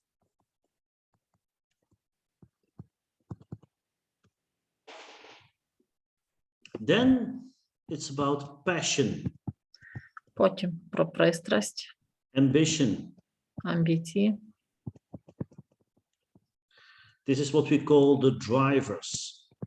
Такі драйвери, те, що приводить в рух. And the last one is what we call the quest. І останнє квест. The quest is your ultimate dream, your ultimate goal in life. Квест – це ваша кінцева ціль в житті, ваша така кінцева мрія. So if I could ever win the Olympics, wow, then my life has sense. Якщо б я коли-небудь переміг на Олімпійських іграх, тоді моє життя має сенс. But it can also be when my children will become great people and they will be thankful to me, then my life has sense. Але це також може бути, коли мої діти стануть хорошими людьми і подякують мені за це. Це для мене буде смислом життя. So what is the ultimate thing for you? Що для вас найосновніша ціль в житті? So I trained the Moroccan ladies in the center of Amsterdam. Я тренував леді з Марокко в центрі Амстердаму. These are Islamic women. Це ісламські жінки Traditional Islam. з традиційного ісламу. What do you think is their quest? Як ви думаєте, яка в них така кінцева мрія, мета? Быть полезной и прислуживать мужу. To be useful and serve to their husband. Або незалежною будь навпаки. Or on the contrary, to be independent. That was it. To be independent, to be recognized that they also can be very special, can do really good things. Так, бути незалежною, щоб її визнавали, робити якісь такі особливі речі. So the first time we learned them how to write a sentence, Перший раз, коли ми їх вчили, як писати речення, they were crying and they were offering it to us in a frame. вони плакали і давали нам це в рамочці. For them, it was so important to show we can also do something good. Для них це було так важливо показати, що ми теж можемо щось робити хороше. So their quest is independency and development. Їхня мрія – це розвиток і незалежність. So you see that the down part, values and identity, Нижня частина – цінності і ідентичність. they are not really motivators, Вони не є мотиваторами. but they can be demotivators. Вони можуть бути демотиваторами. If for example, if this person is very religious, Якщо ця особа дуже релігійна, and I do something which is completely against their values, і я зроблю щось, що проти її принципів, then they will get demotivated. тоді вона буде демотивована. But if it's in line with their identity or values, it's normal. Але якщо це співпадає з цінностями, тоді це нормально. But here, at the level of drivers, Але тут, на рівні таких драйверів, here we motivate them. є мотиватори. Okay, now back to mediation. Зараз Why? назад повернемось в медіацію. Which axes are most important in mediation? Яка з осей найбільш важлива в медіації? EQ and SQ? Definitely.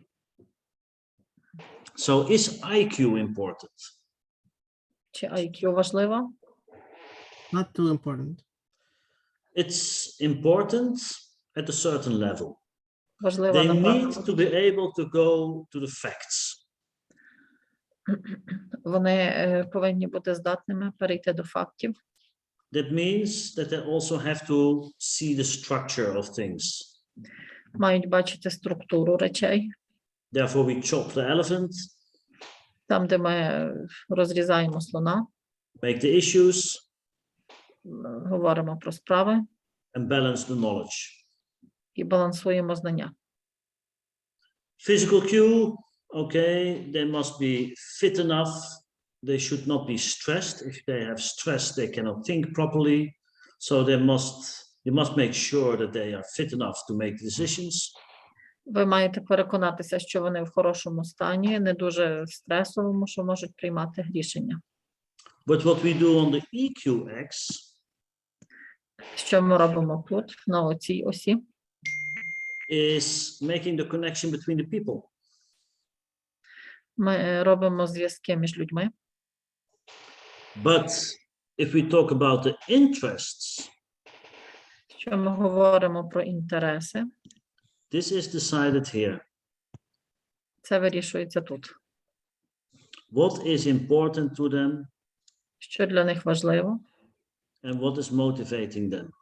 і що їх мотивує. So as a mediator, Як you have to медіатор, find out all axes, but especially the SQ.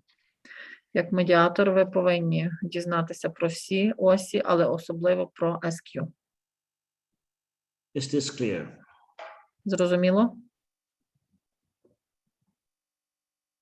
Yes? Yes Do or you no? think you can work with this? Думаєте, можете працювати з цим? Ладно. Думаю, что вы нас научите, как Поки що ні. Not yet. You'll teach us more. Well, unfortunately, tomorrow morning we already have another session, Завтра зранку в нас ще одна сесія. but we always ask the students to describe their own four axes. Але ми завжди просимо студентів описати їхні власні 4 осі.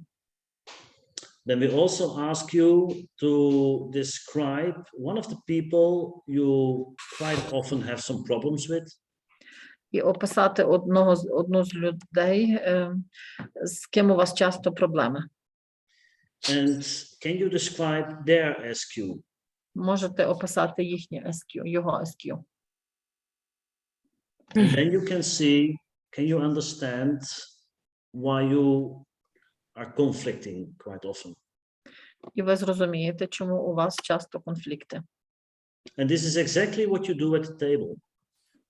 І це саме те, що ви робите за столом.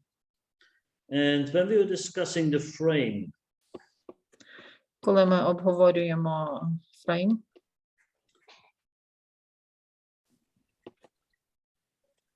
what did we say about the period before the contract? Що ми кажемо про період перед підписанням контракту?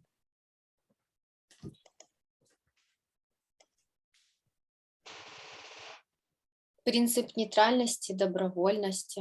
Встановлюємо правила. We set the rules. Speak about the principle of neutrality, that it's voluntarily.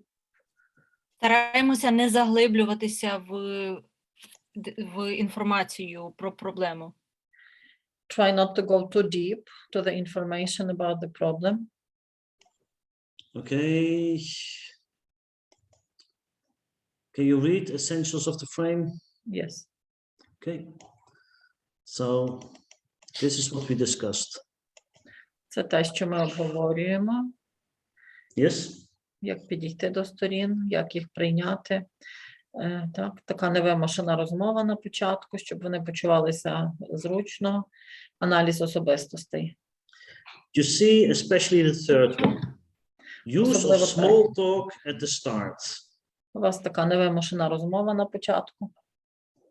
So, personality analysis. Аналіз особистості. That's А.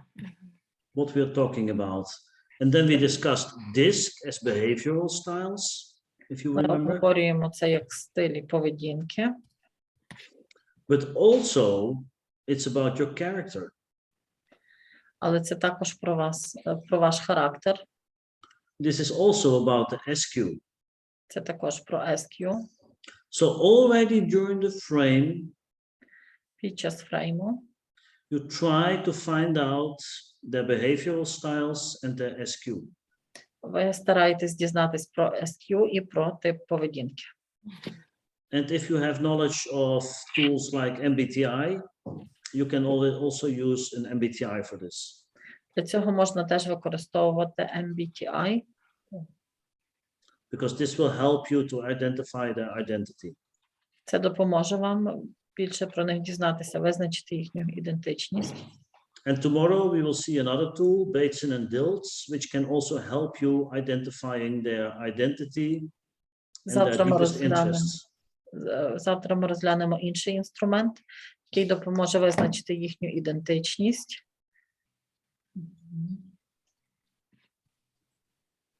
Okay, enough for today. Досить для сьогодні. Ян, запитання такі. Ті наші одногрупники, хто сьогодні пропустив цю лекцію, для них буде проблематично завтра розуміти те, про що ми будемо говорити? Андрій has a question for those who missed the lecture. Would it be a problem for them to understand the lecture tomorrow? I don't know. Не знаю. I mean, such intelligent people, they should be able to do it. Такі розумні люди повинні змогти це зробити. And if not, then they should have been here. А якщо ні, то тоді вони повинні були бути тут. I can't help it. We cannot wait and stop for this. Sorry. Ми не можемо чекати і зупинятися для цього, вибачте. And we cannot repeat the whole thing, can we? Ми не можемо повторювати матеріал. Or do you want complete repetition tomorrow? Чи хочете повністю повтор завтра? Ні, я мав на увазі, що, можливо, можна раніше викласти відео для того, щоб вони встигли ознайомитися. Андрій asks, maybe it's possible to send the video earlier for them to watch. Well, I always immediately make the copy and send it to Oksana, so Відразу надсилаю Ян Оксані відео. I hope she's still awake when she receives it. Можливо, вона ще не спить тоді. But I don't think they will have 3 hours to listen to it before tomorrow morning. Але не знаю, чи у них буде 3 години, щоб подивитись до завтра до ранку. Це точно. So maybe we can ask you to do 1 hour with them up front and tell them everything. Може, ви, Андрій, їм за годинку все розкажете перед заняттям? Та мені ще треба буде тиждень розбиратися в цьому. He needs a week to learn it in a proper way. Okay. Was this useful in general? Було це корисно в загальному? Дуже. Так, було дуже корисно. Yeah, was very useful. Okay. Ян, а чи можете підказати, що можна почитати про це більше, щоб краще розібратися в цьому? Oksana wants maybe you can recommend some literature to read in order to understand more deeply the issues. Well, I wrote some articles in English about it. Я написав декілька статей англійською про це. At least about these 4 axes. Про ці 4 осі. So I will send it to you. Я надішлю вам. I think it's only 10 pages or something, so it's not that much. Це лише 10 сторінок, не так багато. I also wrote a book about the stress, the brain, and personality analysis. Я також написав книжку про аналіз особи, про стрес, мозок. But I'm afraid the translation will only be there somewhere in September or October. Але переклад буде лише десь в серпні, жовтні, вересні, жовтні. So.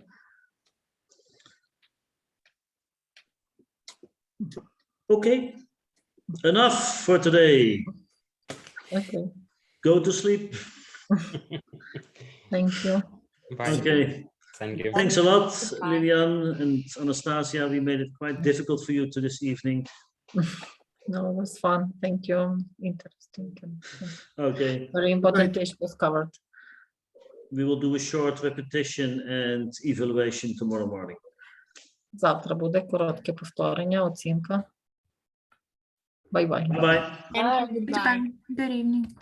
Thank you very much. Thank you.